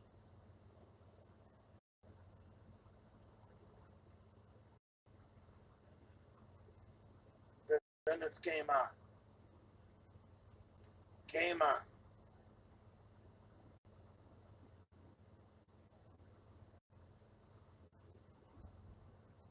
No touch. Yeah. I really don't care. I haven't seen the preview. I don't know anything about it. I'm not going to respond to the preview because I haven't seen it. I just know that Lenny called me a pedo in one of his videos on the Big Lenny channel. And hopefully someone has it recorded and is going to send me the clips before they delete it. Because trust me, tomorrow morning or tomorrow once the podcast is posted, if Lenny doesn't backtrack from those comments, then it's game on.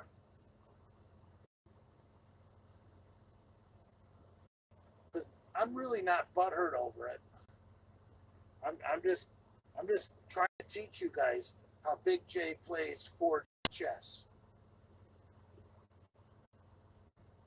I don't care. They can say whatever they want about me. But if they want to do that, my next move is really, really not good. So the ball's in their hands.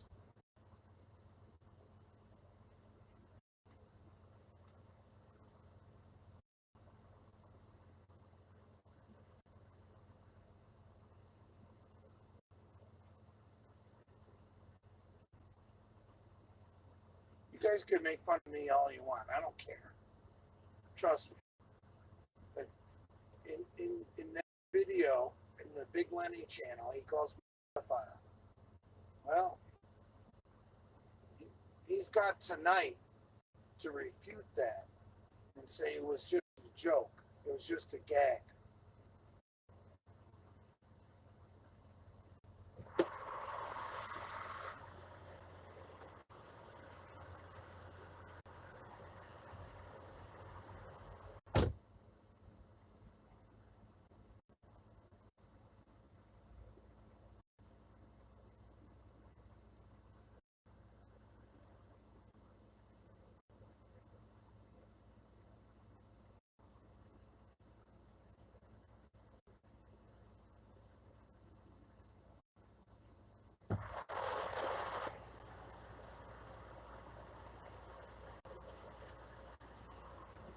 And look,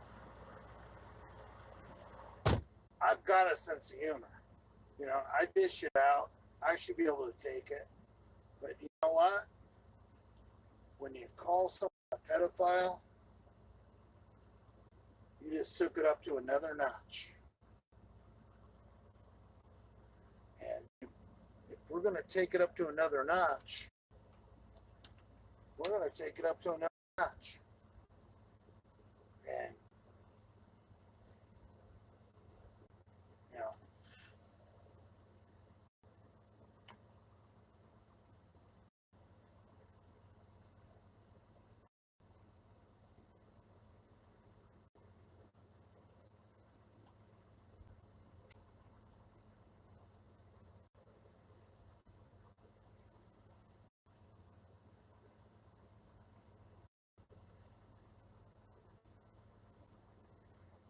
I really don't care. I really don't care.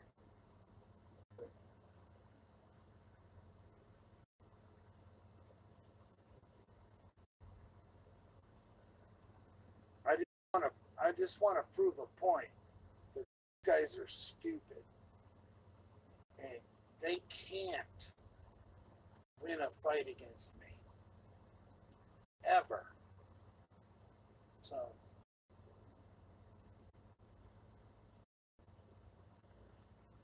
Father is too smart.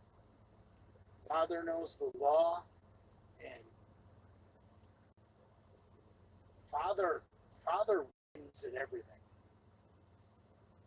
And I want to give Lenny the benefit of the doubt for him on the podcast tonight to say, you know, that shit I said about Jay, it was just a joke. We were just joking around. It's not true. If he says that, then all bets are off. So the offer's out there.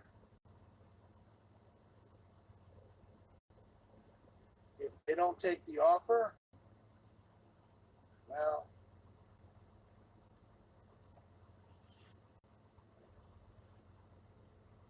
Jay goes into fucking J mode. Uncle Touch. I like it. Right. Uncle Touch. I don't care.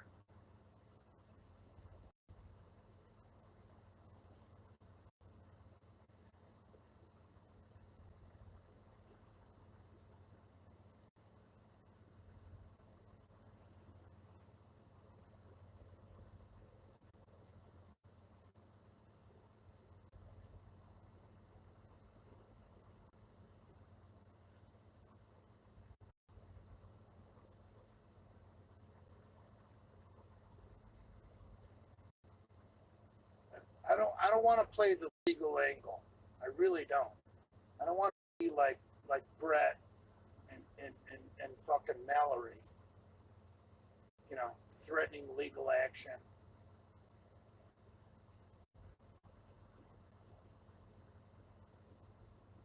But if Lenny doesn't say that was just a gag, you know, we were just joking around, that video is going to get leaked to the prosecuting attorney and the judge that's going to hand out the sentence.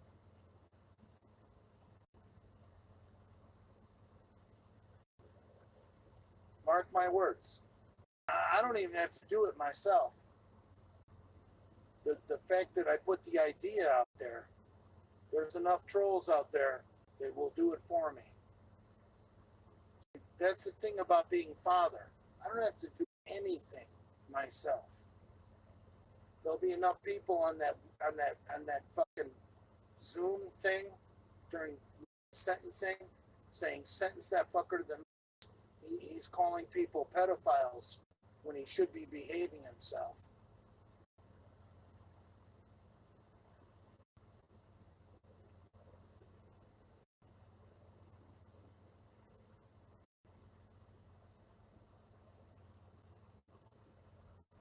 We'll see. Tomorrow when Andrew launches the podcast on the web, if Lenny refutes everything he said about me being a pedophile, I'll drop it. And I'll tell the trolls to drop it.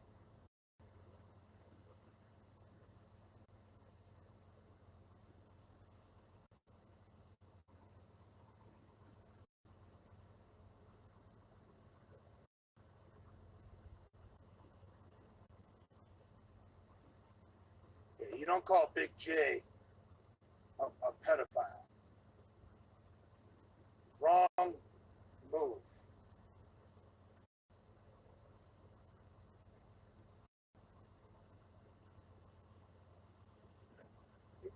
And you could probably get away with it if you weren't going in front of a judge, in the next few days or weeks or whenever for sentencing for drug possession. You could probably get away with it. Brad could say it, anybody else could say it on that podcast. Somebody going in front of a judge in the next couple of days or weeks or whatever for sentencing, you're not going to get away with it. I implore you, please do a full retraction of what you said, apologize, and admit that it was a joke and a total gag. Otherwise, the trolls are going to ruin you. Absolutely ruin you.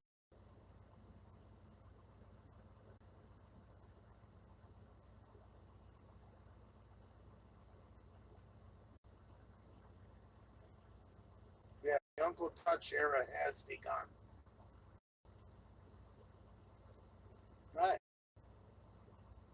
Uncle Touch.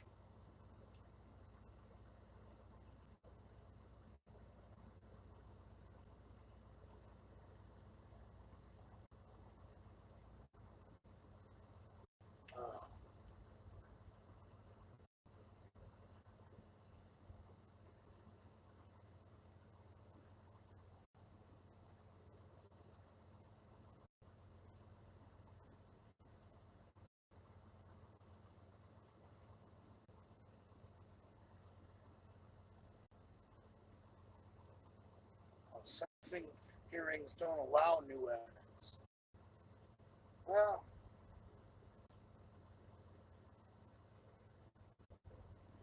that may be true.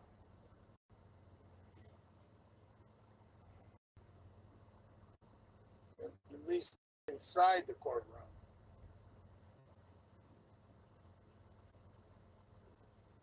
Do we know the judge's name? Do we have his email address? Can we send him clips? Can we flood his inbox with these clips?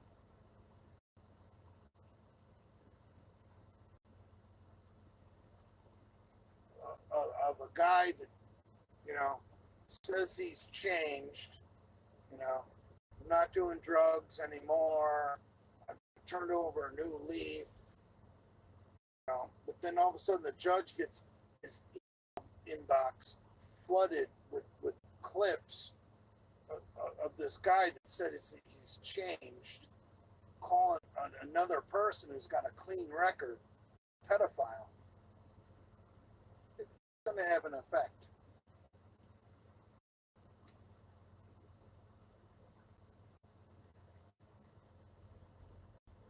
Auntie touch.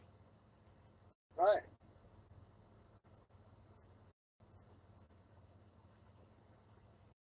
Lenny was embarrassed when the cops saw his fishnets. I don't know anything about that. Is that true?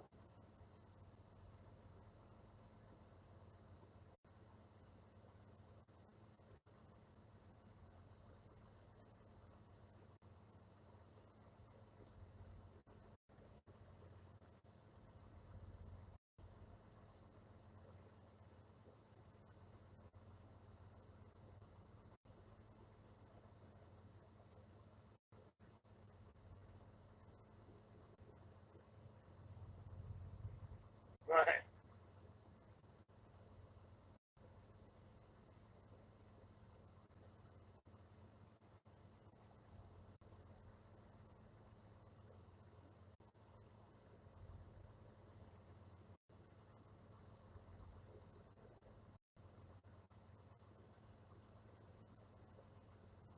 Right.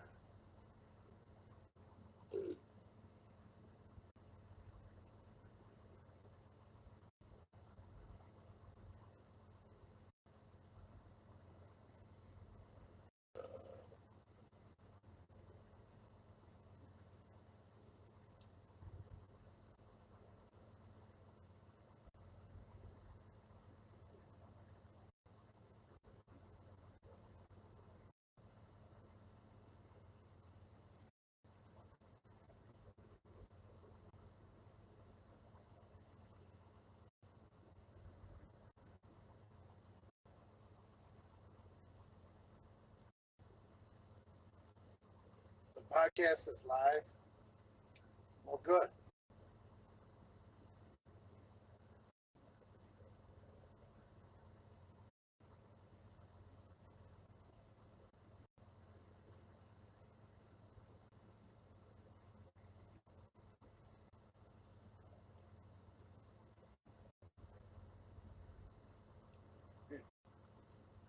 I might be a retard when I drink, but I know the law, and that makes me 100 times more intelligent than anybody associated with the Big Lenny channel.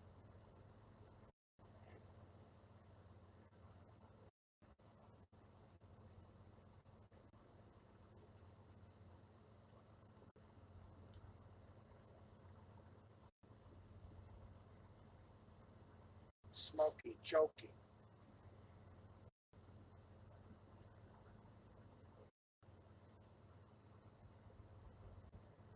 John Smith, that's a great comment. I don't want to read it though because this doesn't involve anybody besides me and Lenny. Lenny's the one that called me a pedo. Nobody else called me a pedo.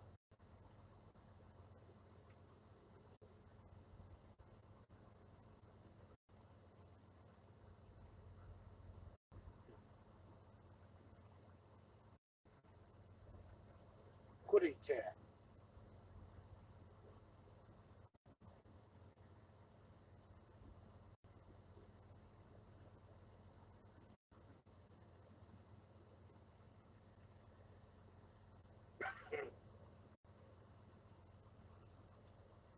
I don't care what, really, right now, with this valuable legal information, when someone has a sentencing hearing coming up, the rest of those dipshits on that podcast can say anything they want. Honestly, I mean, bring it on. Bring it on. All you're gonna do is help bring your friend down. And Big J is father is fair. I gave Lenny a way out of this. If Lenny says, I was joking about that, it was a gag, ha ha ha, just a little gag, I'll let it drop. Just like that, I'll let it drop. But I need him to say it was a joke. I didn't mean what I said about Jay. He's not a pedophile. If he doesn't, it's game on like Donkey Kong. And the trolls are gonna be spamming the prosecuting attorney judge with the video of Lenny calling me a pedophile. An innocent man, a pedophile.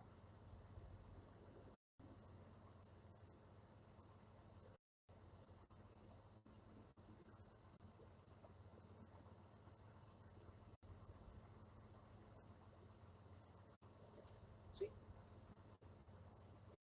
Big J always wins. That's why some of you hate me. That's why some of you love me. Big J always wins. I'm gonna come out of this like a big winner. And some people are gonna come out like losers. Or, whatever.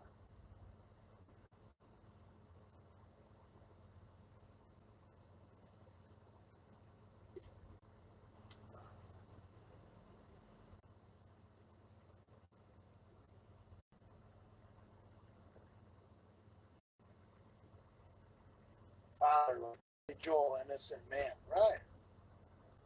I'm an innocent man.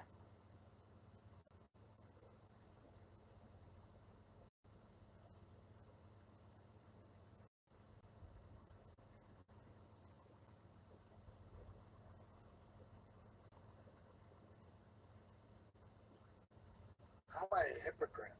I never touched a child in my life. And I'll put my hand on a stack of Bibles to say that.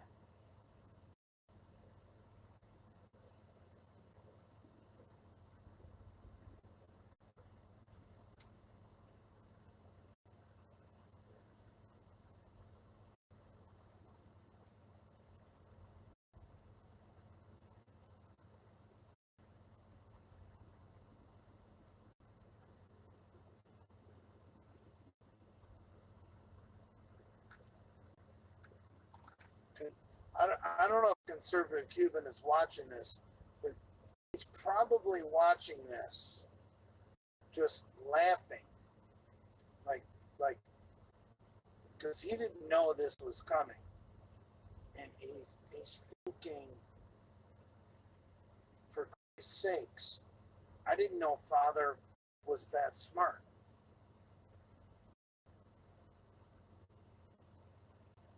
See, everyone's thinking about the easy way to to go back at these guys for attacking me. This isn't the easy way. This isn't the quick way. This isn't the fucking autistic way or the drug addicted way. This is someone who calmly, reasonably assesses the situation and thinks, here's my options to clear my name. That's the deal. Here's how I'm going to clear my name.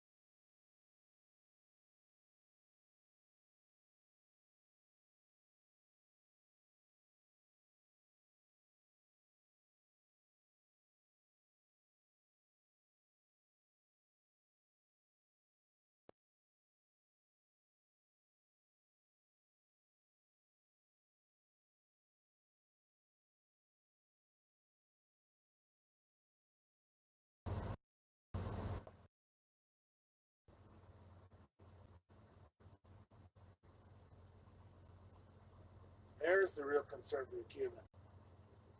Cuban, I don't know if you've been on here the whole time. My legal reaction to Lenny calling me a pedophile is to have all the trolls that copy and download shit send me clips of Lenny calling me a pedophile. And if he doesn't refute that tonight and say it was just a joke and he didn't mean any of it tonight on tonight's podcast, I'm going to send those clips to the prosecuting attorney and the judge that's going to sentence Lenny in his upcoming case. Dude, nobody beats Father. People want to beat up Father, that's fine. But nobody beats Father. Father's playing 4D chess while the rest of you are playing fucking checkers.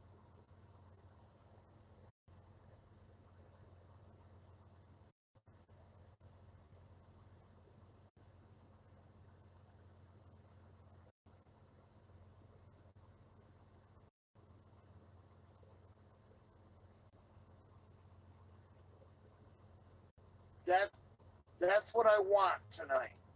Is Lenny to come forward on the podcast and say, when I called Jay Masters a pedophile, it was just a gag. I was joking around. I was in the gym.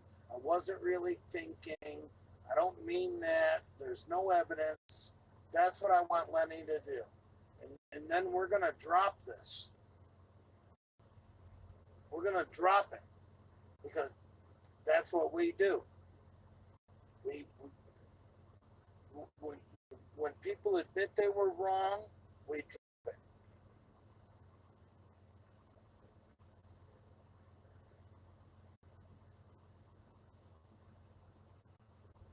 Okay. We'll see.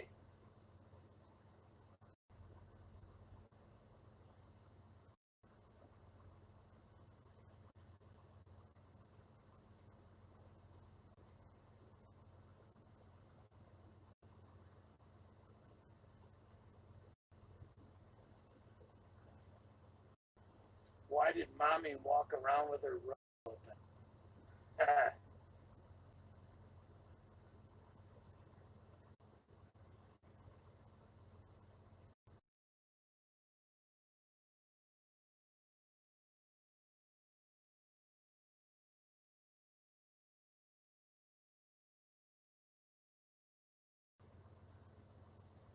Linda's saying, I need to talk to you. No, she doesn't. Does she have any info that could change my opinion on this situation? No, she doesn't.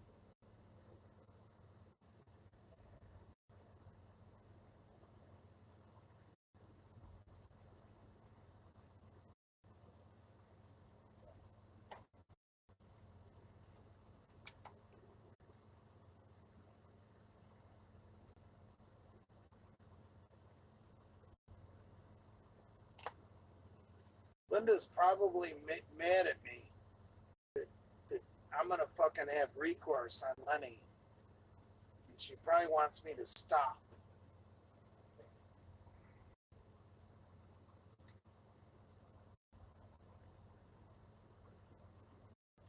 He's the one who called me a pedo. Once you set that ball in action, look, once you set the ball in action,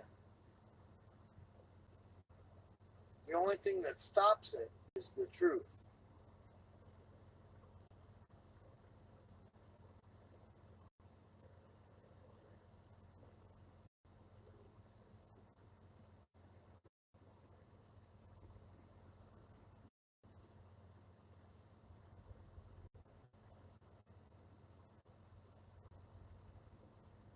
I'm not the slightest jealous of Lenny. The fact that he called me a pedo when he's the one who's repeatedly talked about how 13-year-old women are okay for marriage, and he has the nerve to call me a pedo, that doesn't fly with me. Doesn't fly one bit. If he doesn't want to recant, I'm going to make sure that people that are going to be responsible for him going to jail or not going to jail know about it.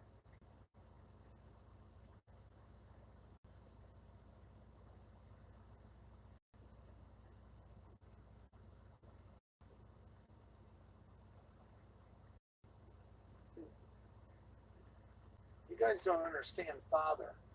Father is standing in tall cotton. Nobody can hurt me. I have all the cards. He can apologize and say it was just a gag and he didn't mean it, or we can proceed to the next chapter.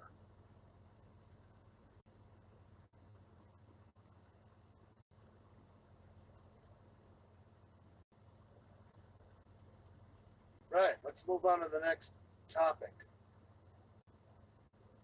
I know it's not true. Whoever said just tell it's not true. No, I've never been with a kid in my life. Give me a break.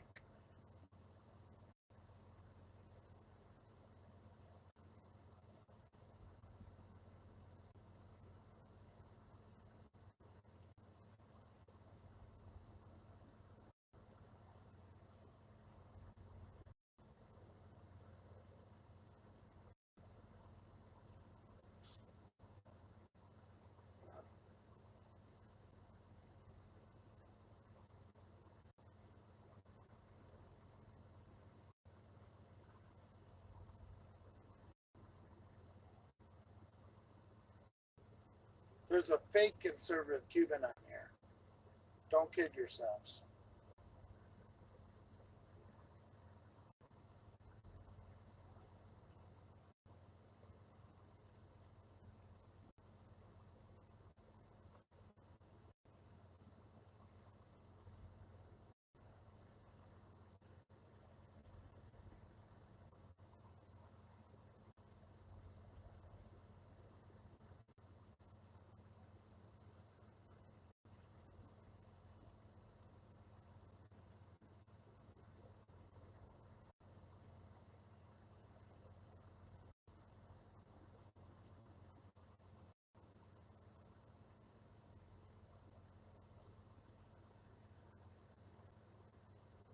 Uncle Touch. I like that. You guys can call me Uncle Touch. I don't care.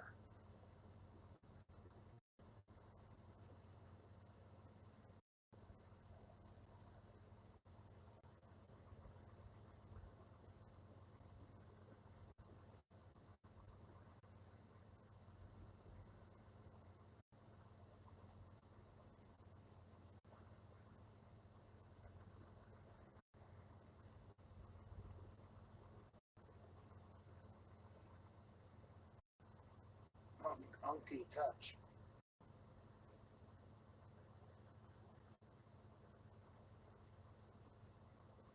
You guys can troll me all you want.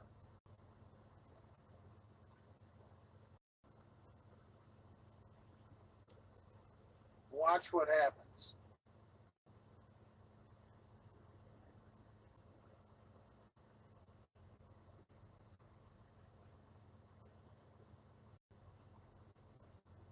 Peeping Jay.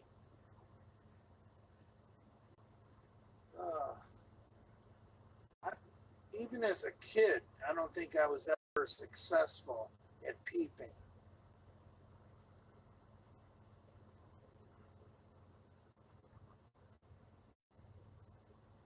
Uh, Jay the Diddler. Yeah, that's me.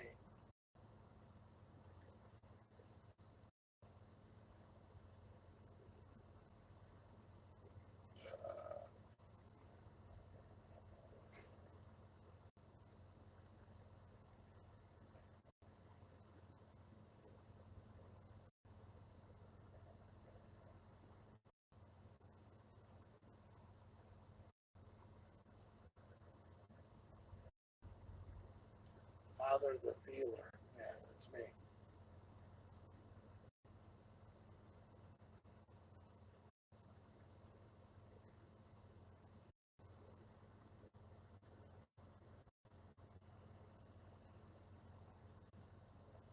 Jay has no friends, unfortunately. Yeah, that's true. That's what happens when you speak the truth.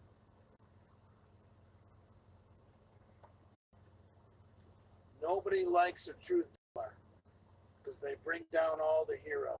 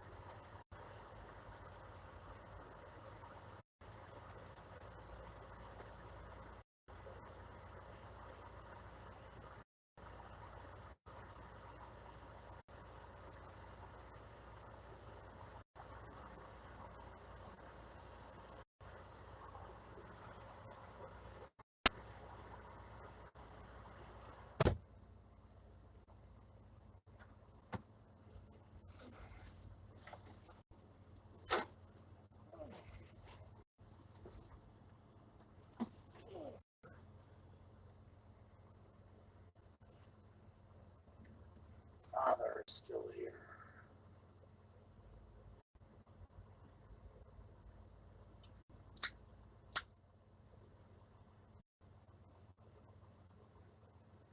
Drink up, shoot in, let the beatings begin. Harvester of sorrow.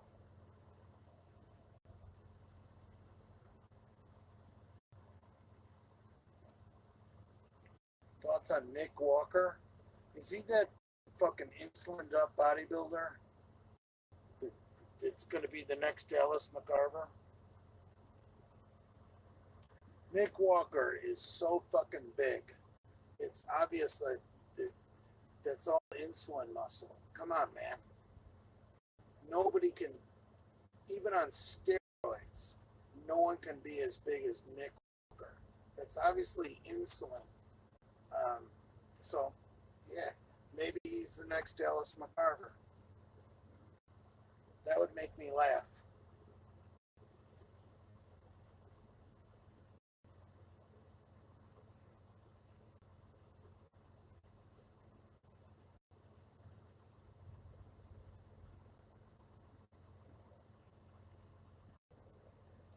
Roblin Bailey said Walker won't see his 30th birthday. Yeah, probably not. He's the next Dallas McCarver.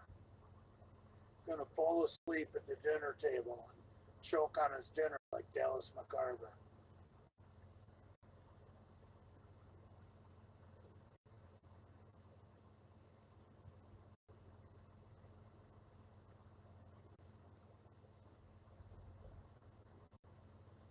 Thoughts on Nick Gurr? Who's Nick Gurr? I've never heard of Nick Gurr. Who is this nigger?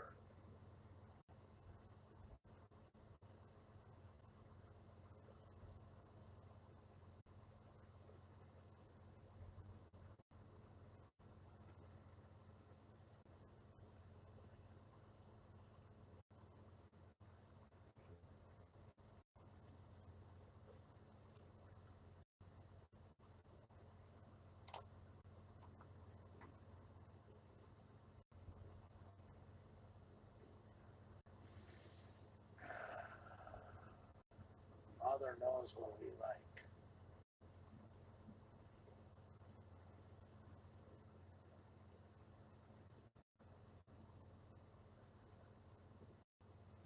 Would you rather be pro-Israel or pro-PM? Dude, come on, man. Pro-Israel.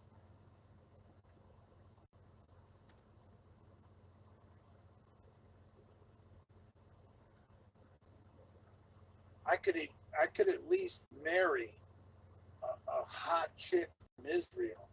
I'm never gonna marry a PM. It's that simple.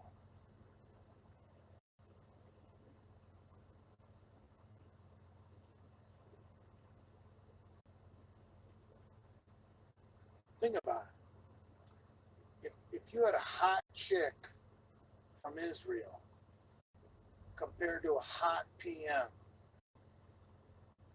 and then when you finally get naked and you see their feet, does anybody want to be around PM feet? Come on, man. I call them monkey paws.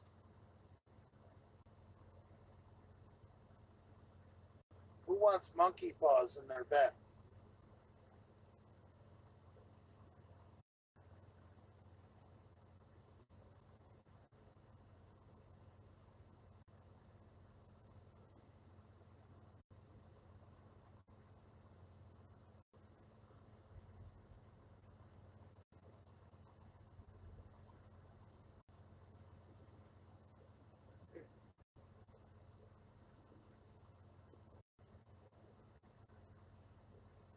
At this point, Lenny will trade me anyone that's going to cook him a fucking hamburger. So I can't consider a guy like that a friend.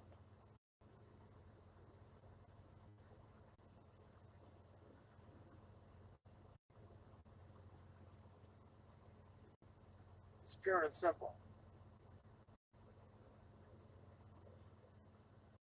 I got nothing against Lenny personally. He will trash me for anybody that will give him a fucking hamburger. So those are people I need to clean my hands of in life.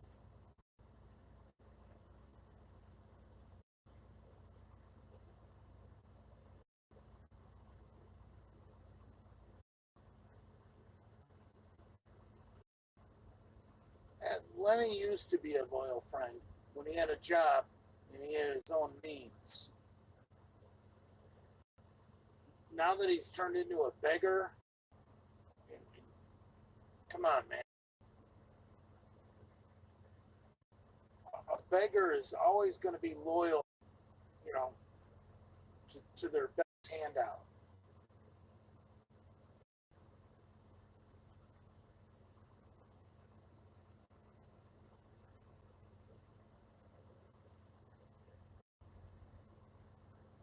It breaks my heart that he called me a pedophile.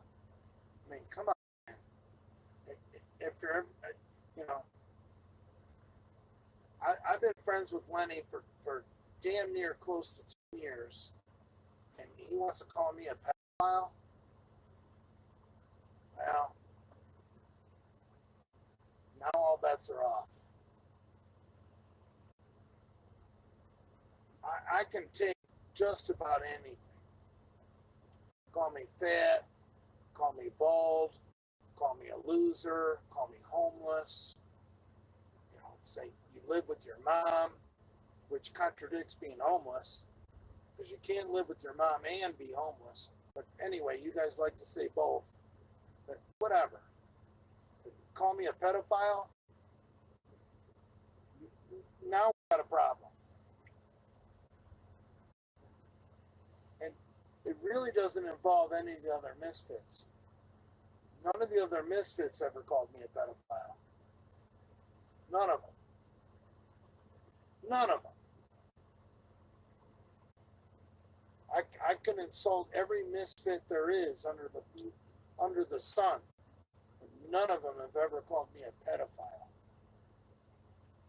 So now it's time to see what the ramifications are going to be.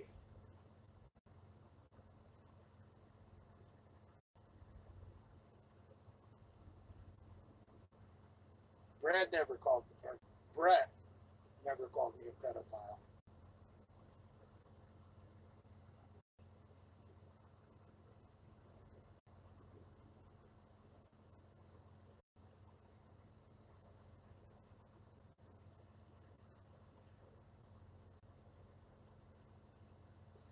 I'd, I'd rather be called a racist than a pedophile.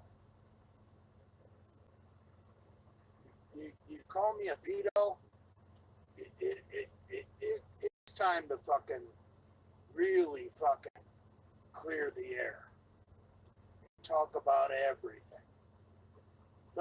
Let's just bring the truth about everything. See, if I was a real pedophile, I wouldn't want the truth to come out. Shit. He falsely accused me of being a pedophile. Now I want the truth about everything to come out. Everything.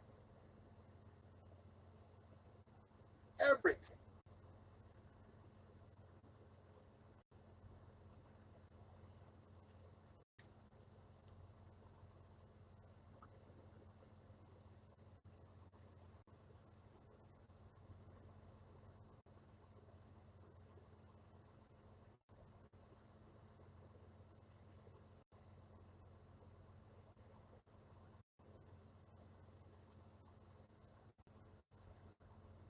Right, the truth will set you free. Let's bring everything out. Everything.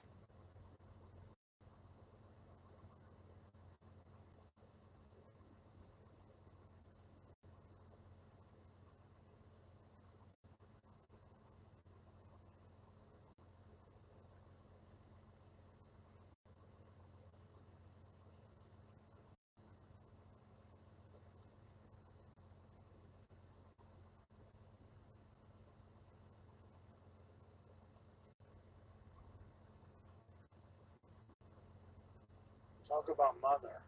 I love my mom.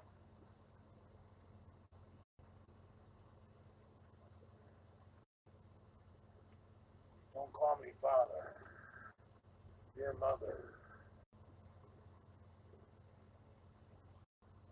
Roll Tide, baby.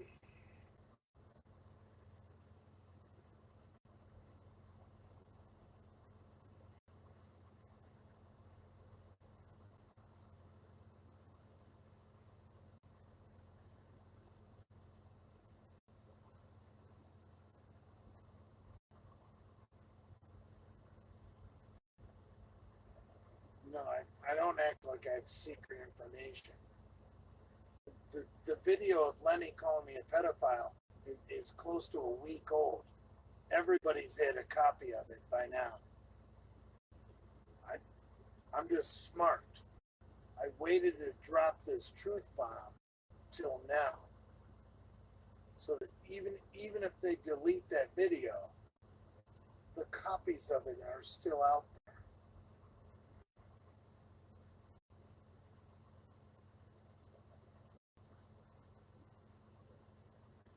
Yesterday. Okay.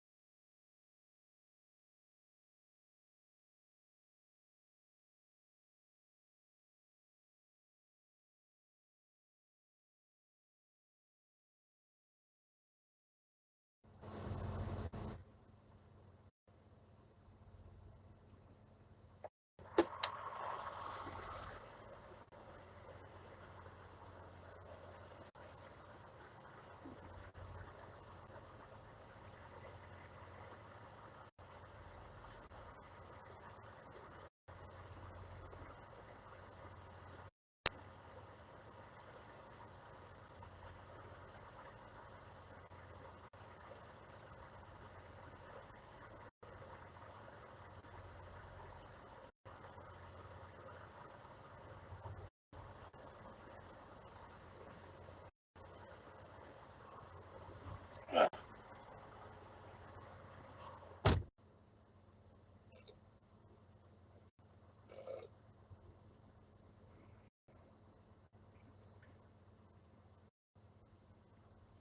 Father we trust.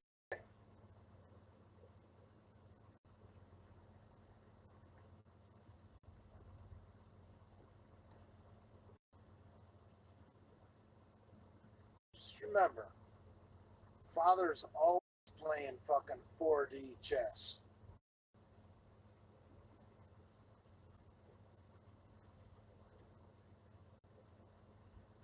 The Ooey and Gooey channel, they're playing checkers, you know.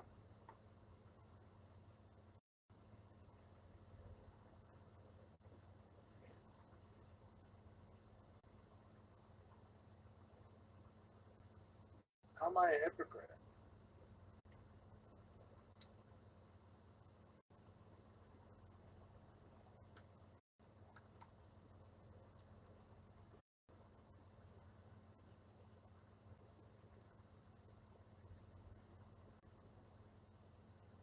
Rob Lynn Bailey who said, father always one step ahead. Right. Right. React to what they said. Come on, man.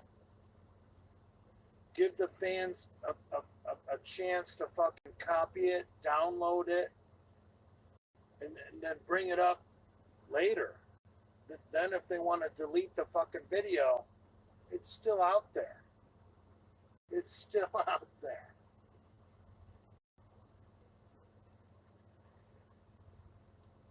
I would have been a moron to react immediately. I let the video sit out there, you know, so that everybody had their chance to copy it, download it, and whatnot. Now, if I need to use that video, I got it.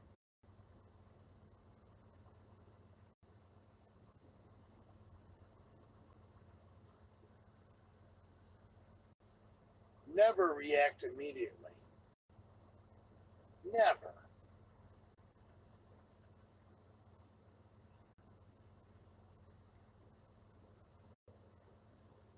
Now, some of you fans are sitting at home like, well, shit. Lenny could really take his advice, and on the podcast tonight, he could say it's just a joke. I was just joking around. I didn't really mean it. Or fuck.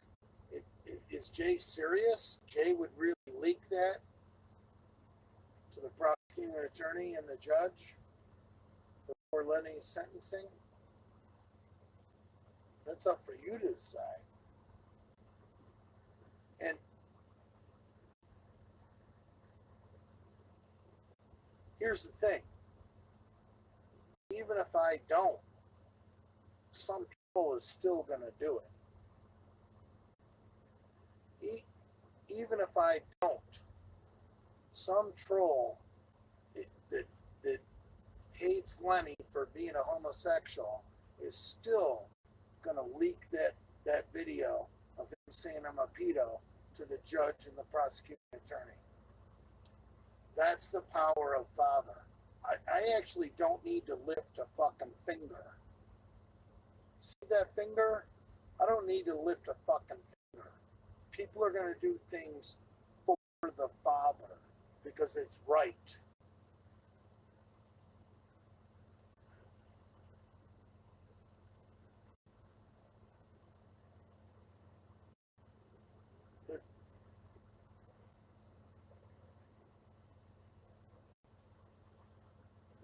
There's a great quote from the movie Dune.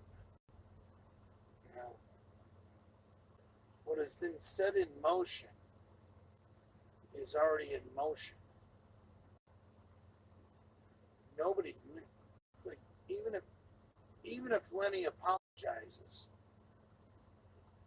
and Lenny says it was just a gag, ha ha ha, Jay's not a pedophile.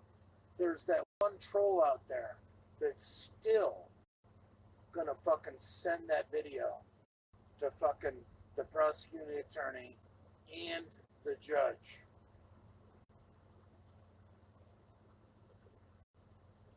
And where there's one, there's me. Because I'm the father.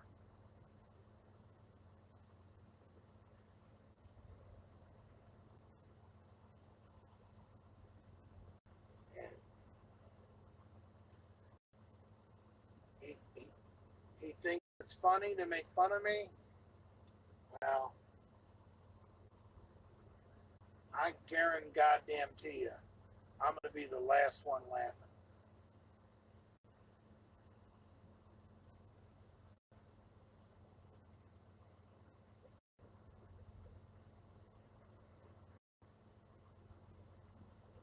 Can we talk about something else? Yeah, 410 shotguns and 454 Cassell.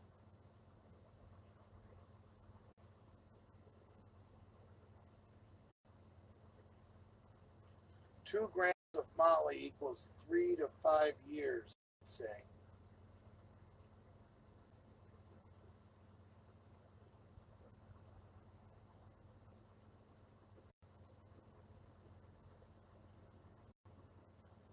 Wow.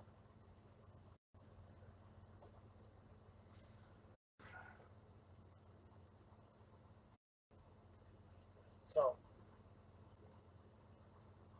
wow, that's serious.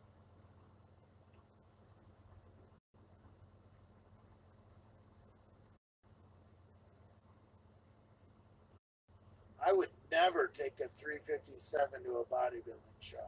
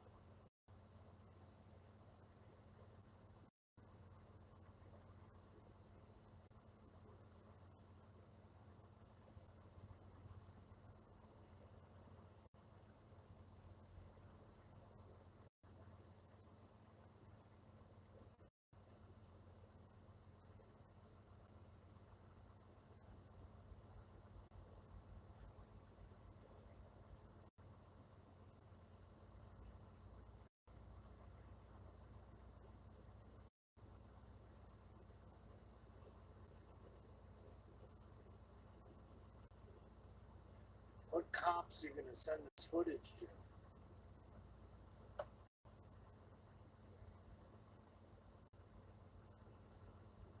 I can do the McCuck face too.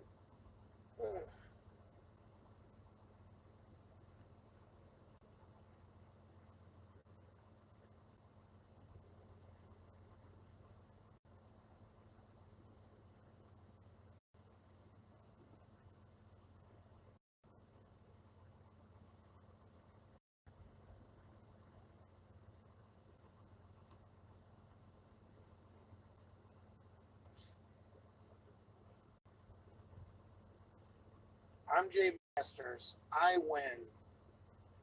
Period. It's what I do. It's what I've always done.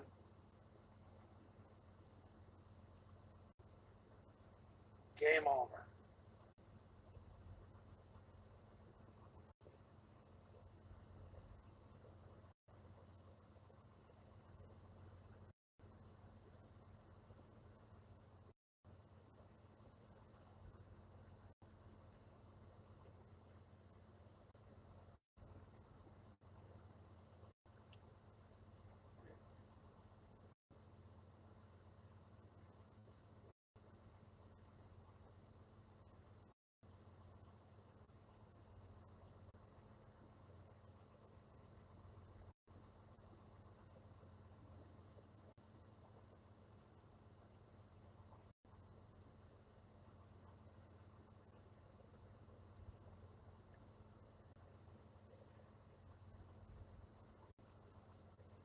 I'm the best.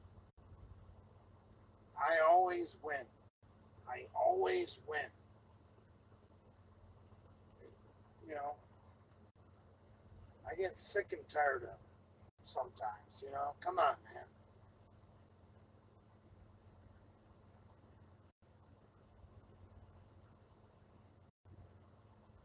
I always win. It's boring.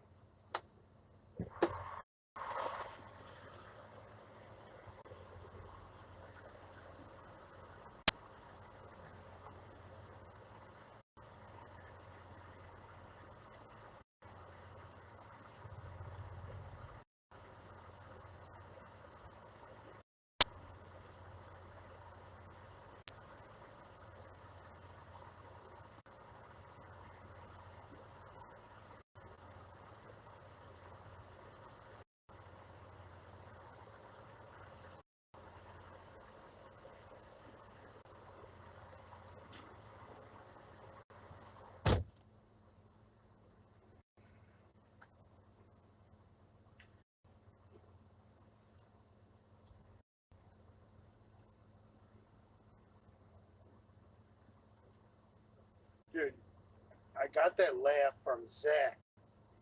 Zach does a fucking crazy impersonation of the Joker that's rather disturbing. I don't know if you guys follow Zach on Instagram. Holy crap. His Joker impersonation is downright scary. And I think he's ZACCC777. Whoa.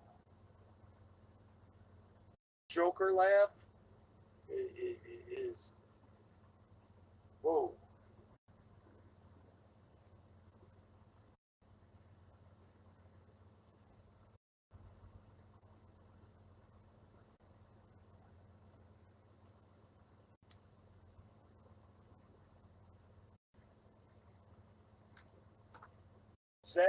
Zach is my boy. We just,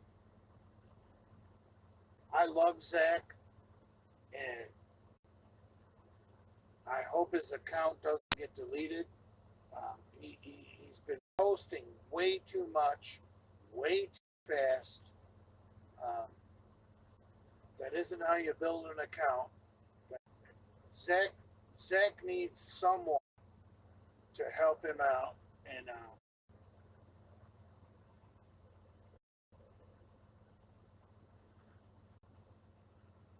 you know, I've tried to get Zach some leadership um, from the Canadians. And those of you guys know who I'm referring to as the Canadians, know who I'm talking about. Uh,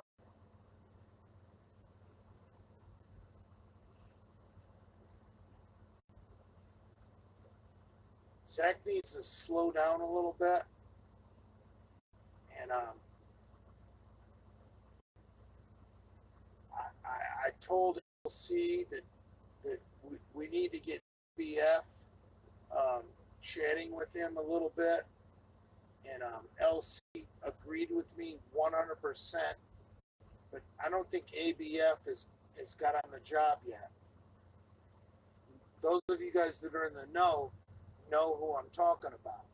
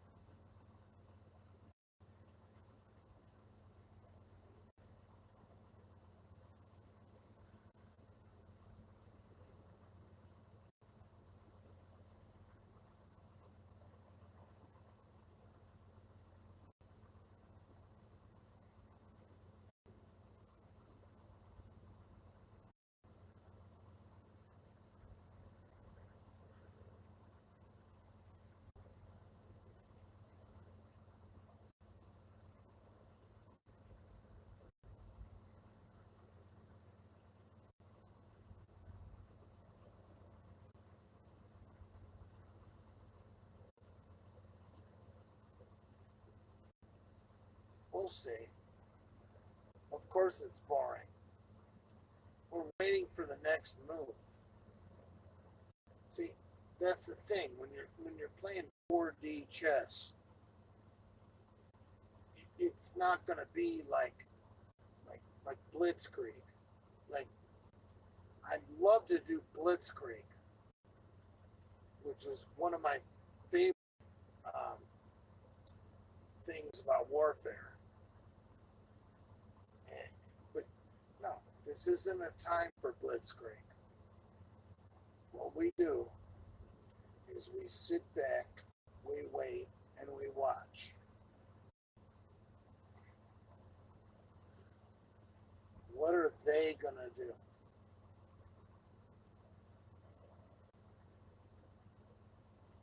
Cheese has his reasons.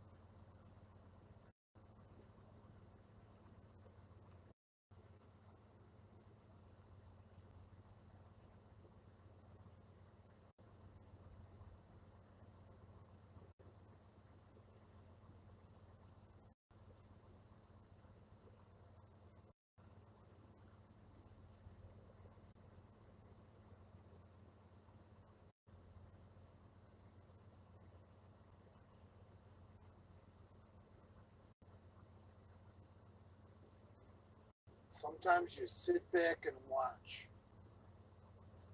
You throw out little tidbits of information. You just sit back and watch.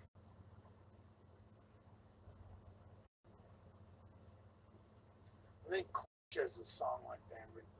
We talk about little fucking bits of information. I don't remember the exact lyrics of the song.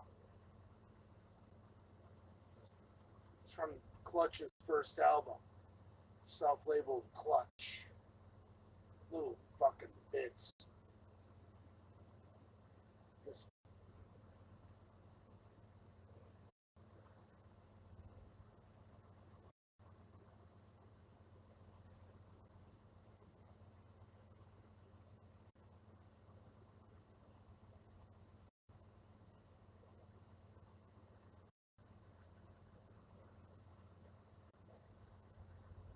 little alien nuggets of technology.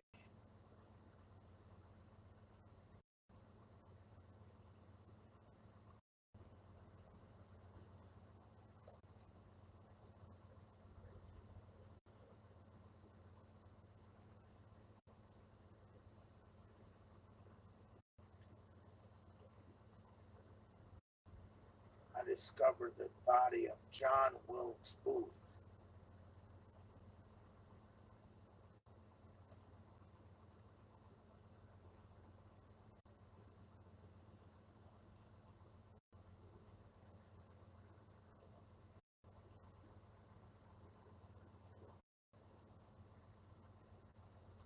Alien nuggets of technology.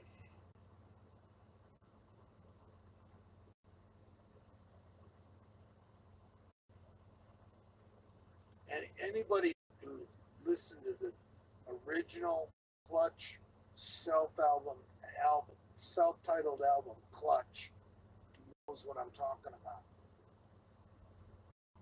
Fortune tellers make a killing nowadays.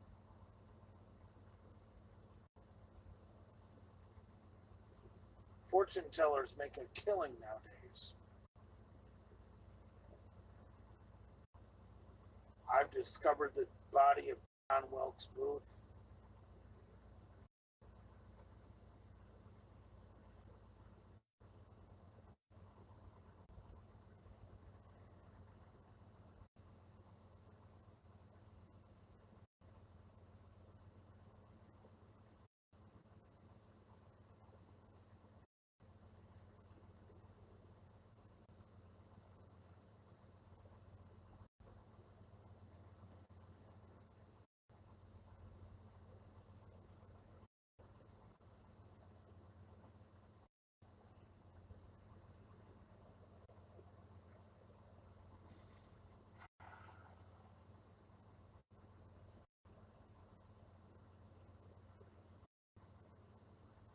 planets align.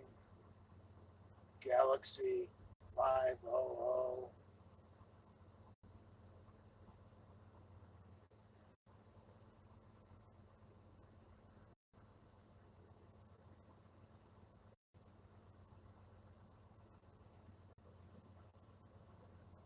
Escape from the prison planet.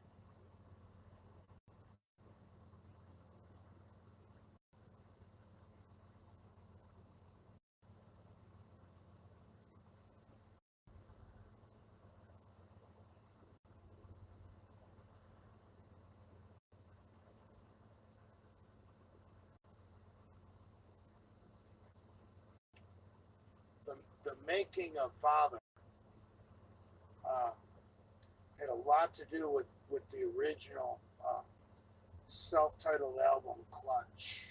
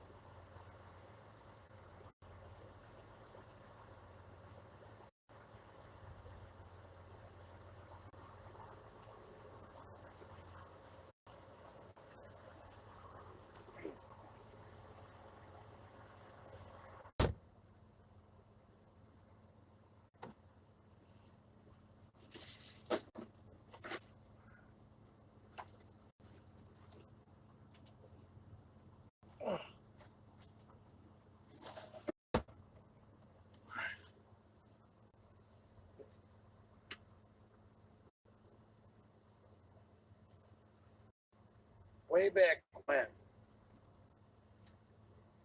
I lived in Michigan,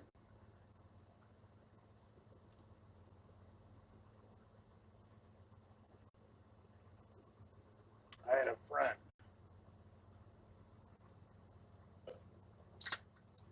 and he used to come up to my deer hunting camp, and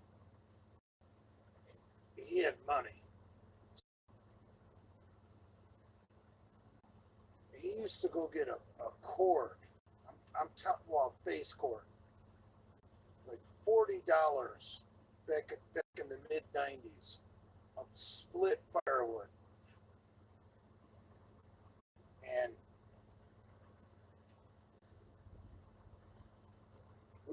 we used to burn a face cord of wood, and this guy this guy um, had a huge influence on me because he taught me what it meant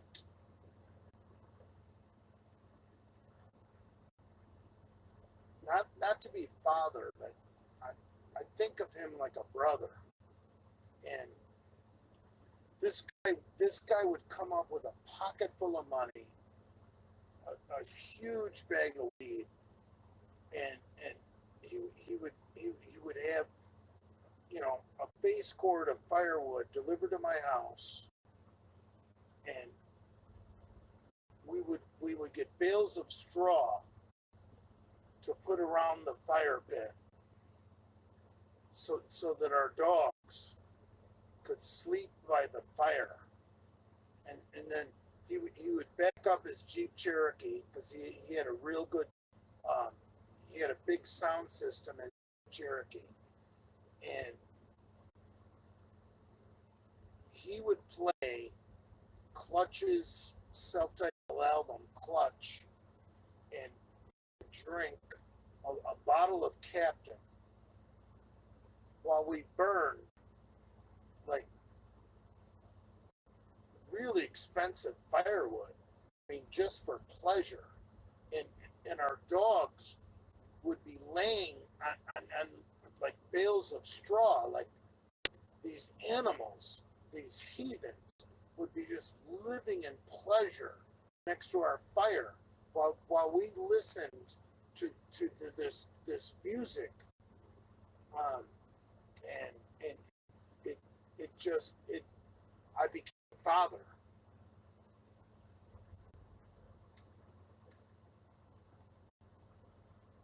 I mean,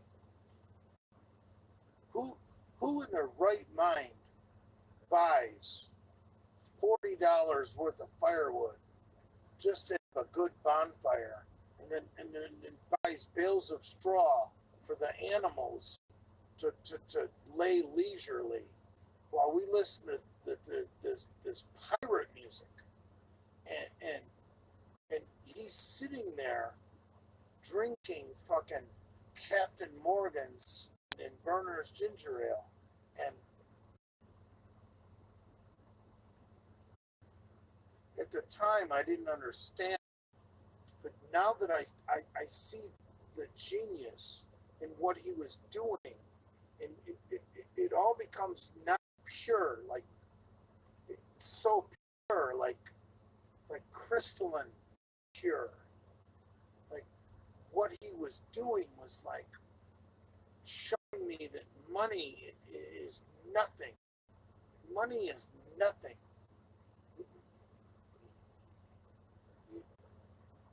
You can burn,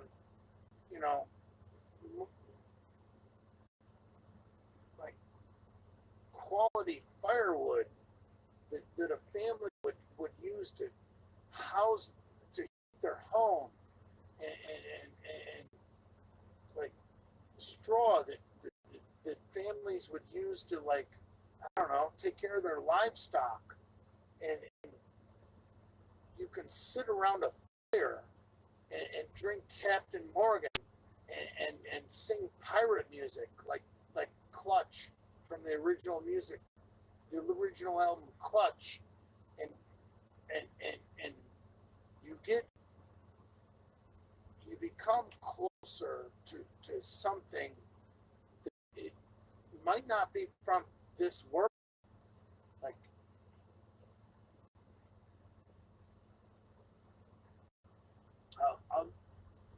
and I've done this more than once.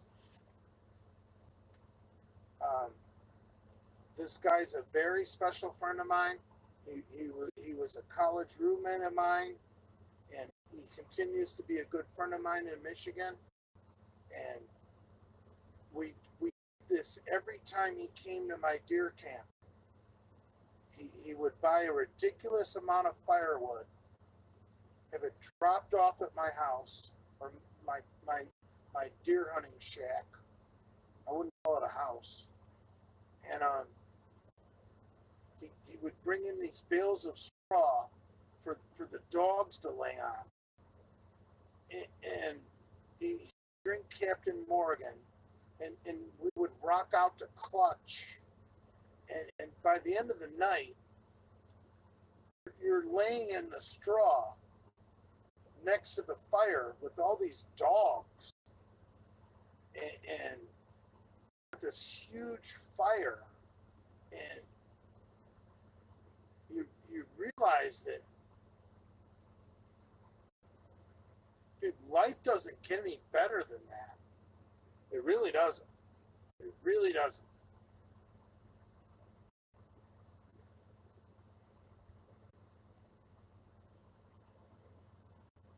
I'm not retelling the same story 5 times.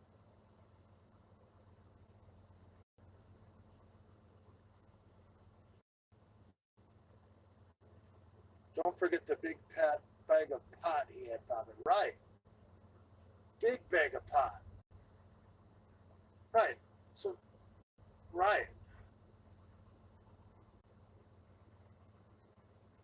Firewood, straw, dogs, Clutch, pot. Dude, come on, man.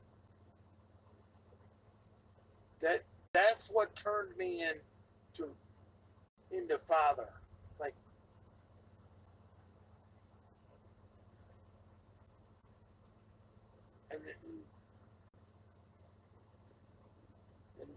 I introduced him to some of my other buddies from Redford, Michigan. We used to come up to deer hunt, and they loved this guy. Everyone loved this guy. We all loved each other. And we started, it all started because I think one night, now this might sound hard to believe, but I may have had too much to drink. And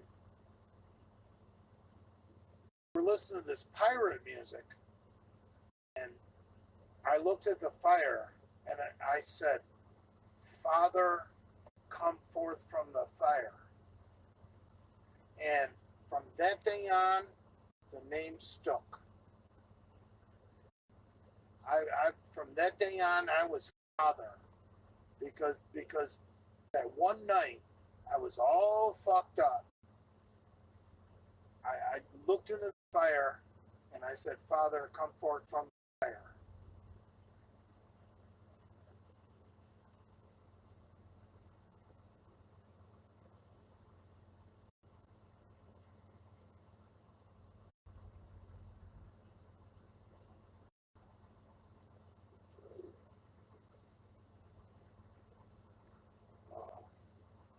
We used to have the best of times up there in Michigan. Oh, when I had that property, my friends used to come up, and we'd be sitting around drinking, and somebody would say, "Well, let's twist a doobie," and I'd say, "Well, we got to do a booze cruise." And a booze cruise is basically when you all pile into the truck and you go somewhere cool and smoke grass. That's a booze cruise. You just hop in the truck, go out in the country, and smoke a doobie somewhere, and you become friends.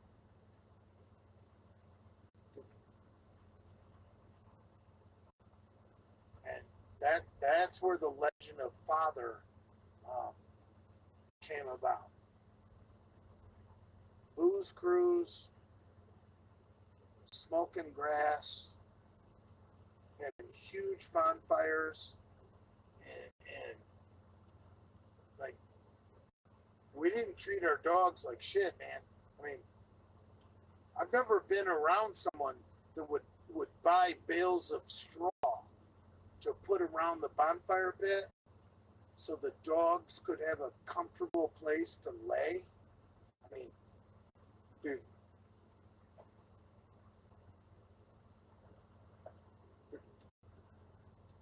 those were our hounds of hell. And that's where Father became Father, with our hell, with our hounds of hell, and our booze cruise, and smoking grass, and listening to Clutch.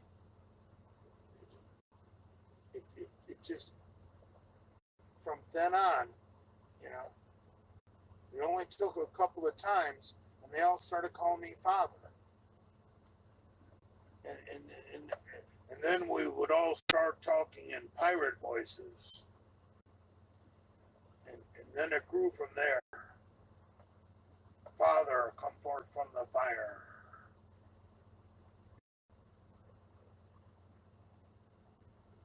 And it was all at deer camp. And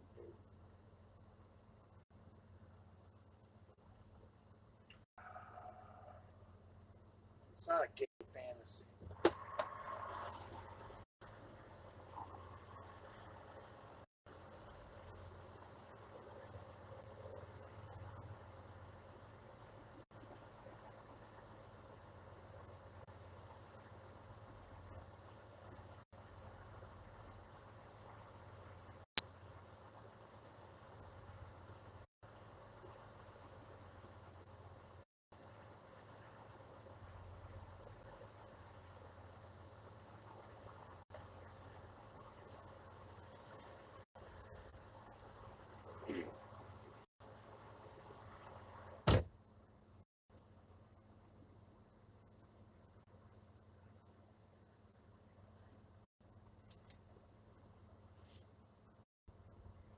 Father, come forth from the fire.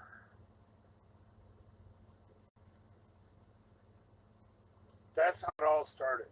Is me asking Father to come forth from the fire. I wasn't the Father. I was asking Father to come forth from the fire. And then eventually all started calling me Father.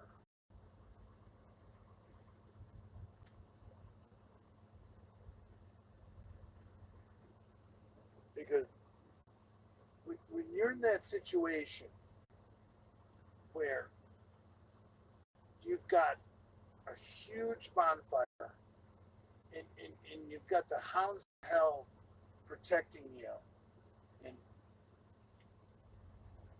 you've got all your friends around you smoking grass, and you're listening to really bad rock and roll, and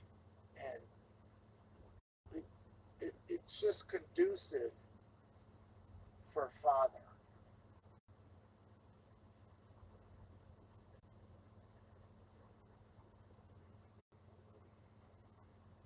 I don't think anybody smoked back then. We weren't smoking Newports. We were chugging fucking, you know, most or Labatt Blue, Budweiser, Captain Morgan, smoking like unlimited grass, like doobie after doobie after doobie, and you got this pile of split firewood right there. So anytime anybody wanted to make the fire bigger, they could throw a couple of logs on the fire, like unlimited. I mean, it was pretty much nirvana. I mean, dogs, fire, grass, Captain Morgan's.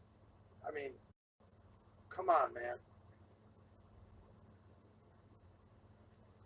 You know, we had 1,377 acres we could go drive around on without getting a DUI. And we all became fucking close as fuck. And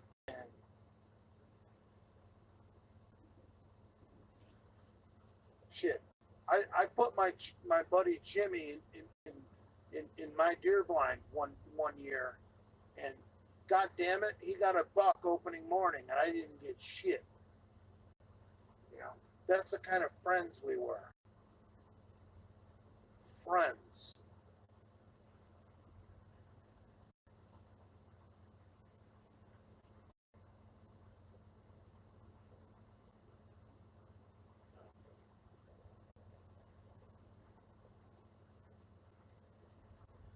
Nobody's ever going to reproduce that, ever. Fire, come forth from the fire.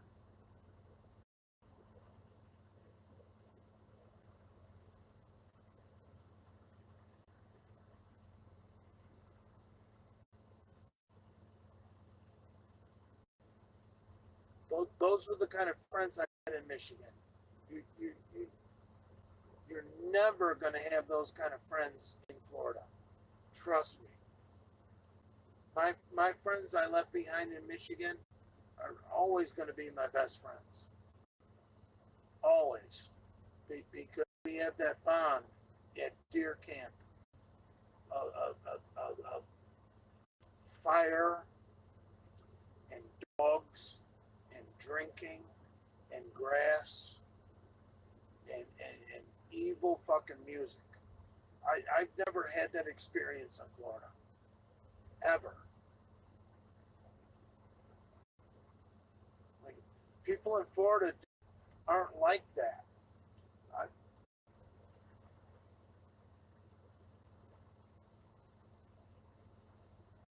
Now, you guys are probably thinking to yourself, well, who could survive up there, Jay? Well, I guarantee goddamn to you, I could take the Cuban up to Michigan to deer camp, and he would fit right in. Right in. Gabriel, who's probably one of my best friends in Florida, could fit right in at one of Father's bonfires. With the dogs, with the grass, with the evil fucking metal music.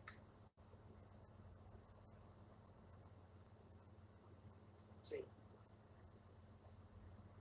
how many of the misfits want to go there with me? How many of the misfits really want to do that? Not many. Not many. But I guarantee you, Gabriel would fit right in.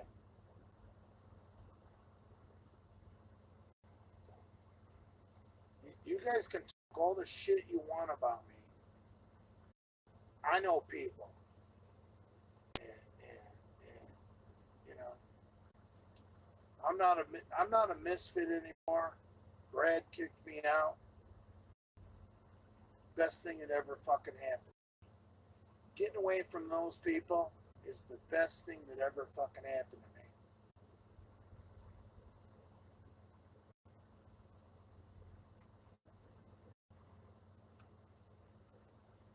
Bar none. Bar none. The best thing that ever happened to me in my life is Brad getting me kicked out of the Misfits. Because now I can go back to my roots, where I came from, where people are real, you know? Real.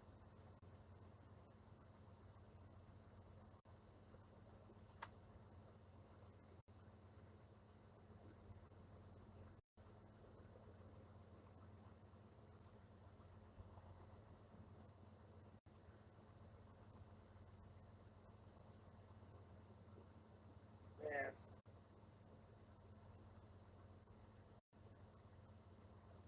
I don't belong in Florida. I don't belong in South Florida at all. I don't. The only reason I'm in South Florida is because of my mom.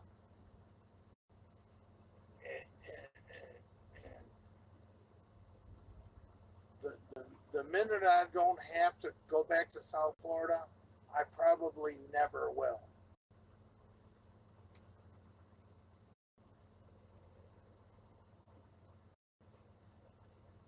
I'm gonna go someplace like fucking Alabama or Mississippi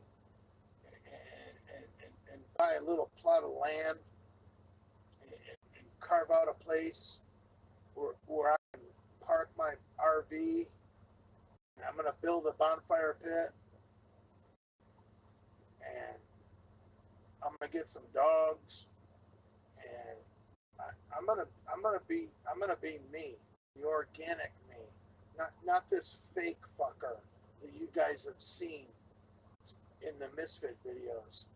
This South Florida Jay that's not his real self.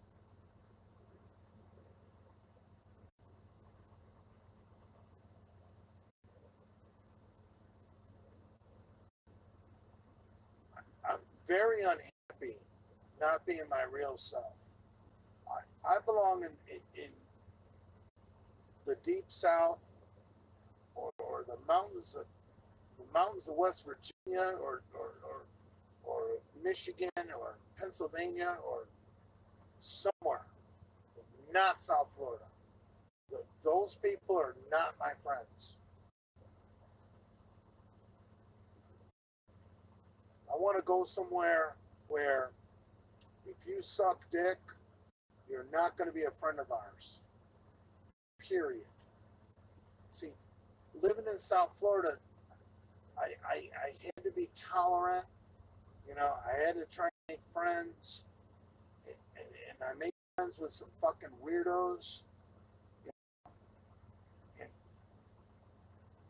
I sacrificed my inner soul of who I really was. And South Florida, Jay, is not who I am. Not who I am at all. I don't, dude, if my friends knew I hung out with a person that sucks dick, they would have some serious questions to ask me. So, at 52 years old, I got to ask myself, where am I at in life? Who are my real friends? Who do I want to be? You know, who am I? You know, you want to be popular, or do you want to be who you really are?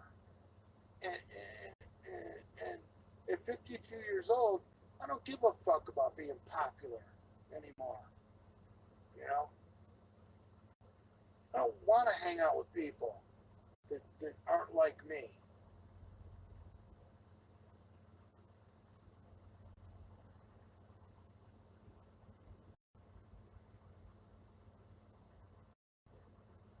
I've had enough. I've had enough. I moved to South Florida to, to be supportive of my mother when she moved down here. And I don't fit in South Florida. You know, I can't compete with these cocksuckers like BJ Braun that have an unlimited budget to date women. I mean, come on, man. When you have an unlimited budget to date women, who's going to want to date me? I'm a truck driver, you know? I don't need to be around people that suck dick or people that have friends that suck dick, you know? Where I come from, you know, people stay married to people that they have children with. They don't pay child support.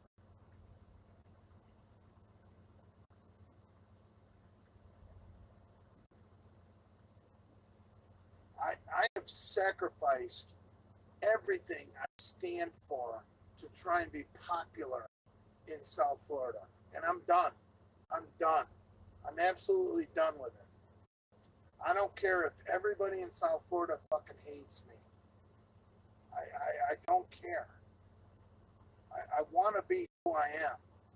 I'm a man who stands for my principles. I believe in God. I believe in guns. I believe in dogs. I believe in shooting shit for dinner. You know, I became a pussy when I moved to South Florida. And I'm sick of it. I'm sick of it. I'm sick of what I become. The sick of people I've been associated with. And I want out. I want out.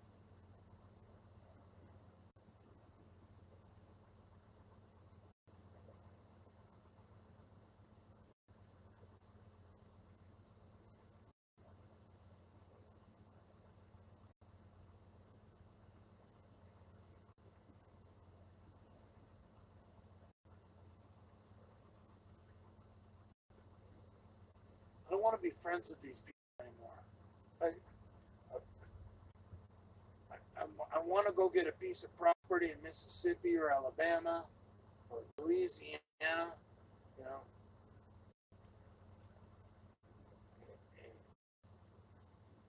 I want to camp on the weekends. I want to have big fires, you know. I want dogs. I don't want this anymore. I don't want to be around the city where people suck dick and people dress like girls. I'm done with it. I'm done with it. I'm sick of sacrificing who I am to try and be popular.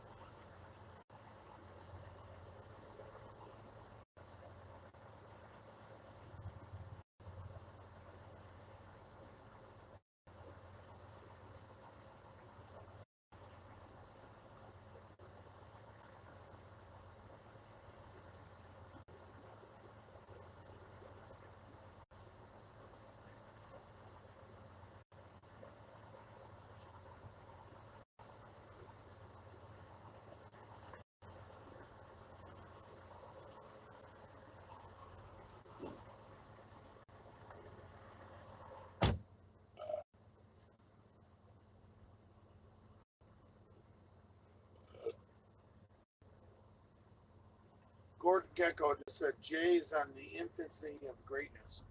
Yes, I am. Dude, I've been talking about this for months amongst my private friends. And I gotta go, man. I gotta go.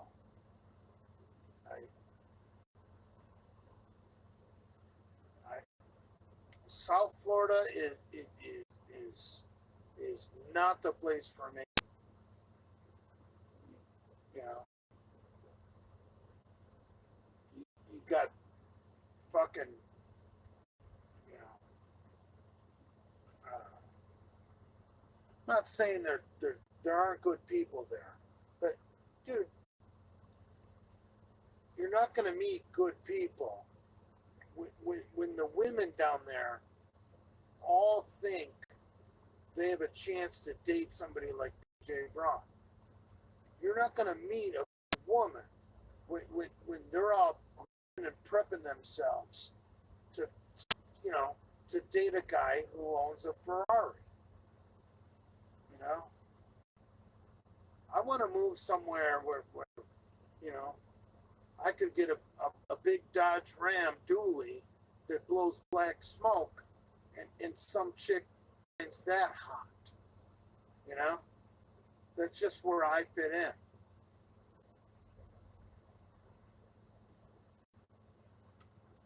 I'm a simple man,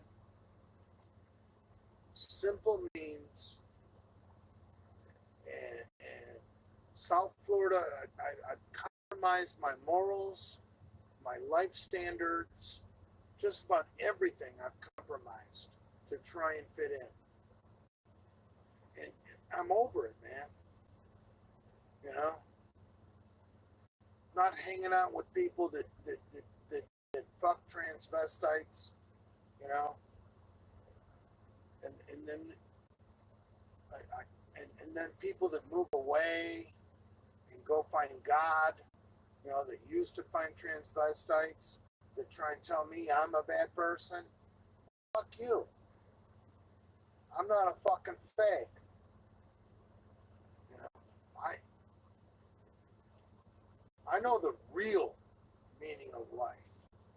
And the real meaning of life is not, you know, fucking dick and then running away and saying you found God. Come on, man.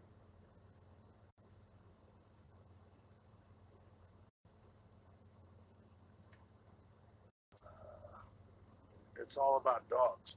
Yeah, I miss having dogs. I miss having dogs big time.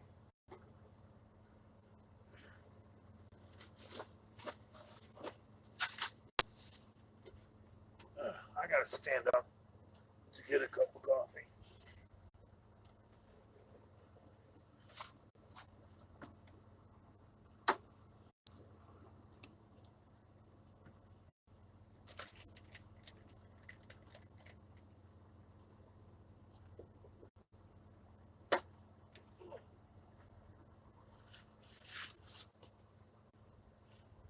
I remember one time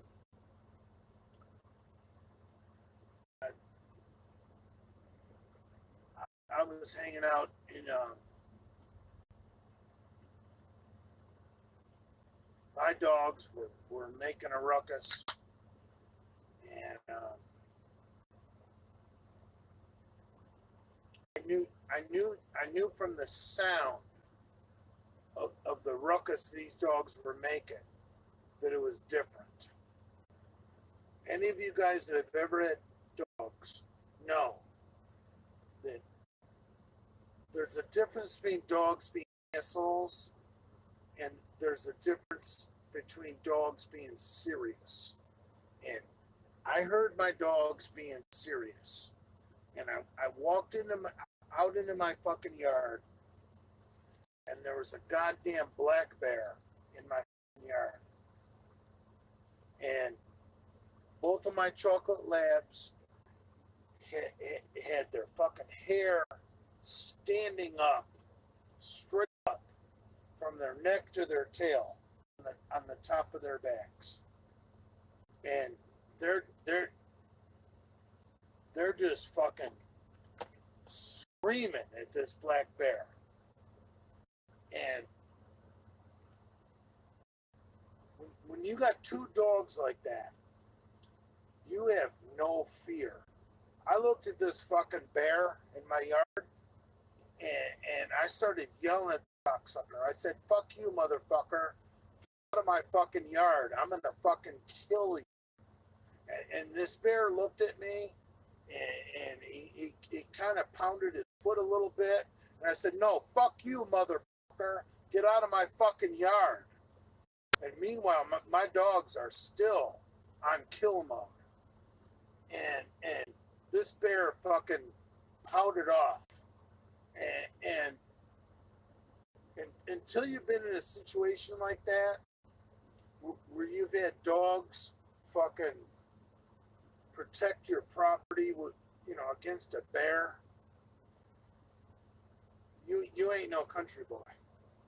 Dude, I lived it. It's one of the best memories of my life.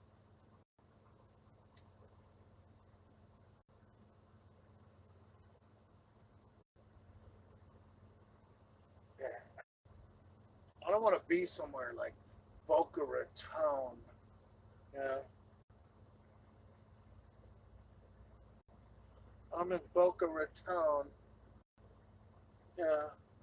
I'm dating PJ Braun. Yeah. Well, good for you. You little fucking whore.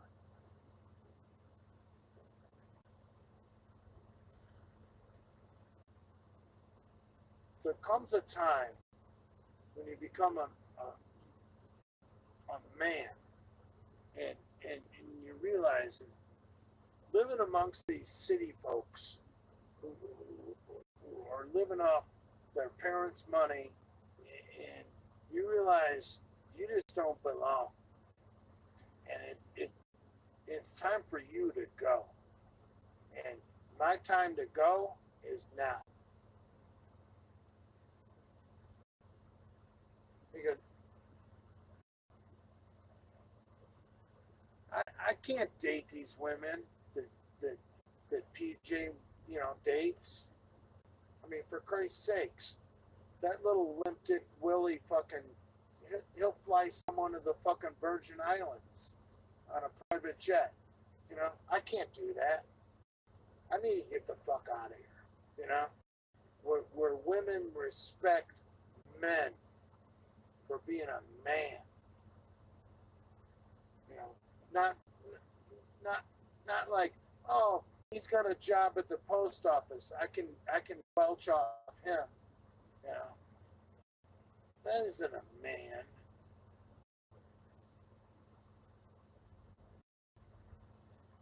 Oh, I found a guy with a beard. I'm gonna welch off him. Give me a fucking break. I'm so out of South Florida. So gone.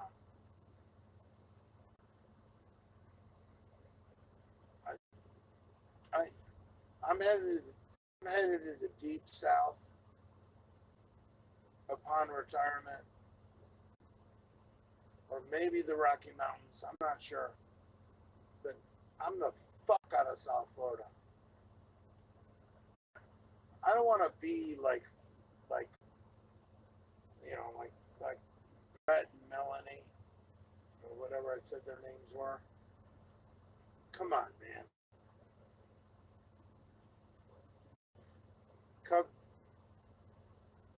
Brett and Melanie, cover yourself in tats and think you're real tough. That ain't tough. And then have a bunch of pit bulls run around your yard. That's so fucking gay. Dude, you get out in the country, pit bulls are useless. Pit bulls are absolutely fucking useless once you get into the mountains. Pit bulls are a fucking city dog.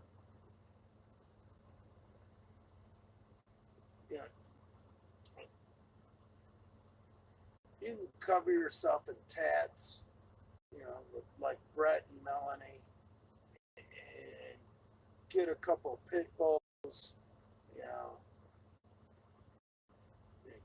You ain't country. You ain't shit. Brett and Melanie. Get the fuck out of here. I want nothing to do with those kind of people anymore. Fucking posers.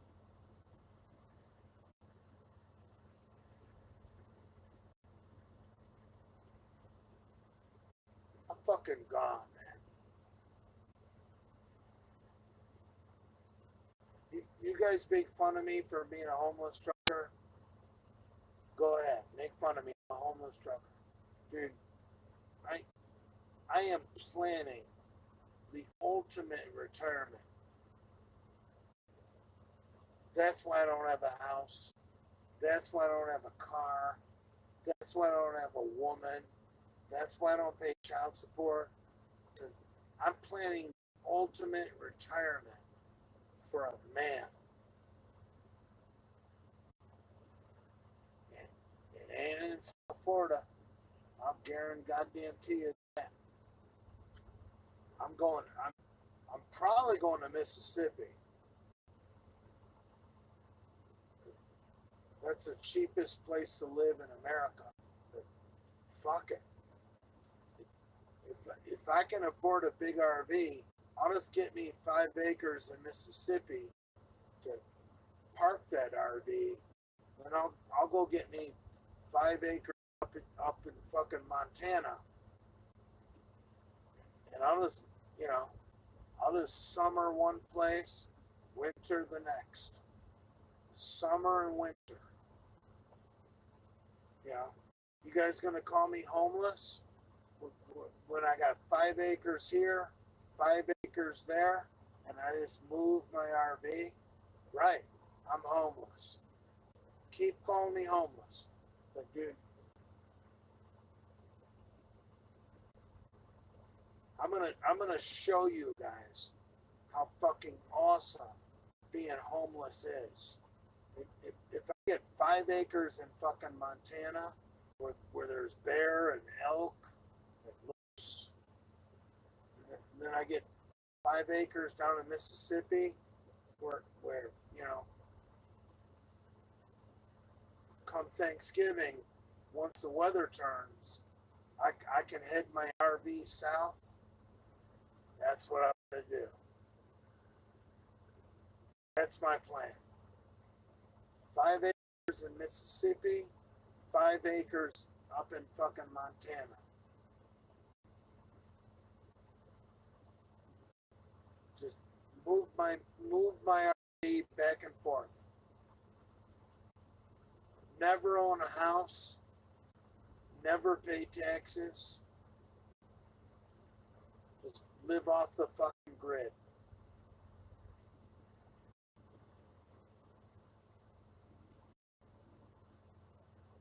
Fuck it.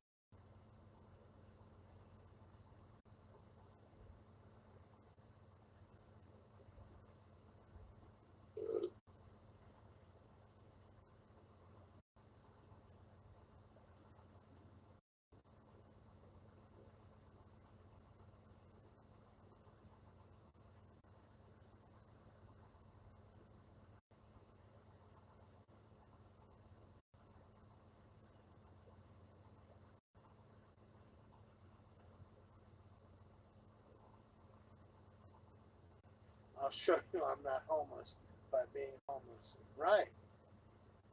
I'll show you I'm not homeless by being homeless. That's great. I'll have a cigarette to that.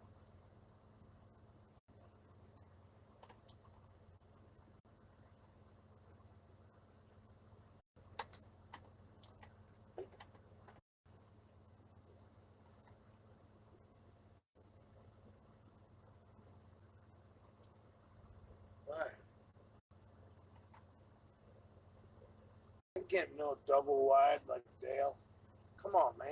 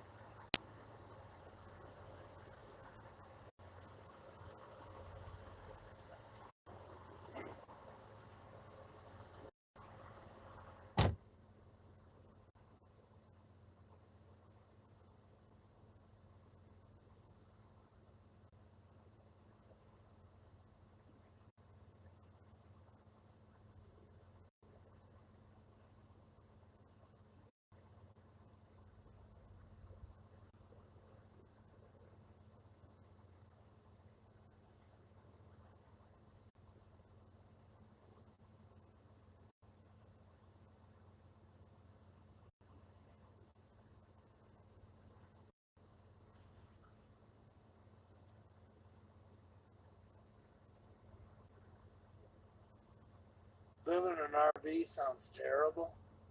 Shit.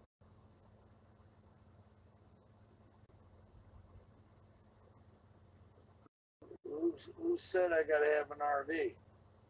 What if I got two campers, one in Mississippi, one up in Montana, and I drive a Dodge Cummins diesel in between the two? Dude, that's freedom. Freedom. Solar panels, generator. Get the fuck out of here.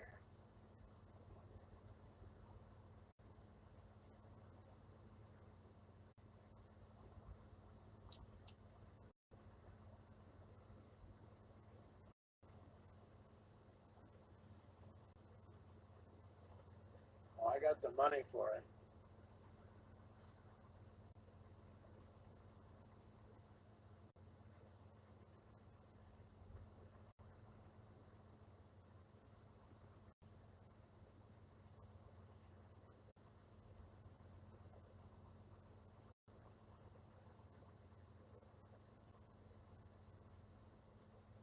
Shit.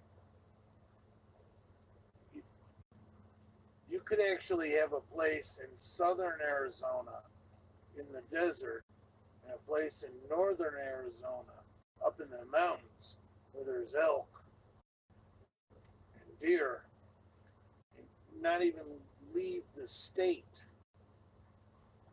Just to have two places in the same state. If you want to live the dream, Arizona's the place to go, because you could summer in the mountains in northern Arizona, and then you could winter in southern Arizona in the desert. Or did I say that backwards? It doesn't matter.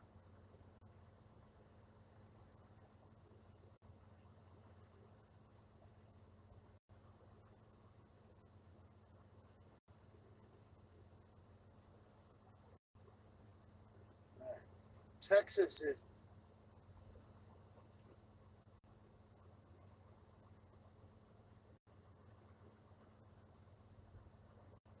600 an acre, but nothing around. Right.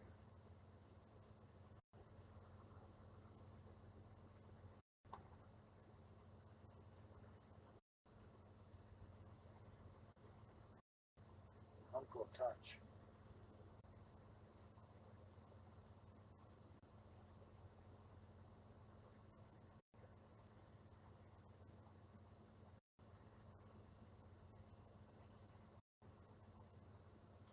Doesn't that sound terrible?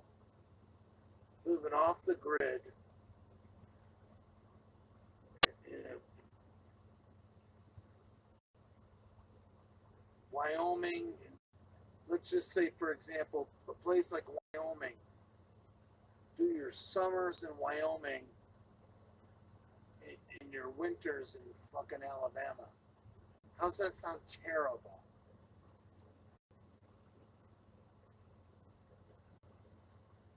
It's a redneck Republican dream.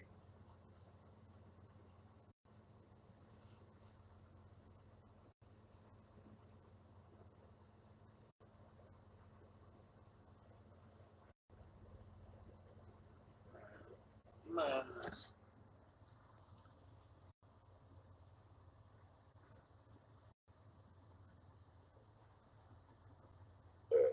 All right, you guys are good night.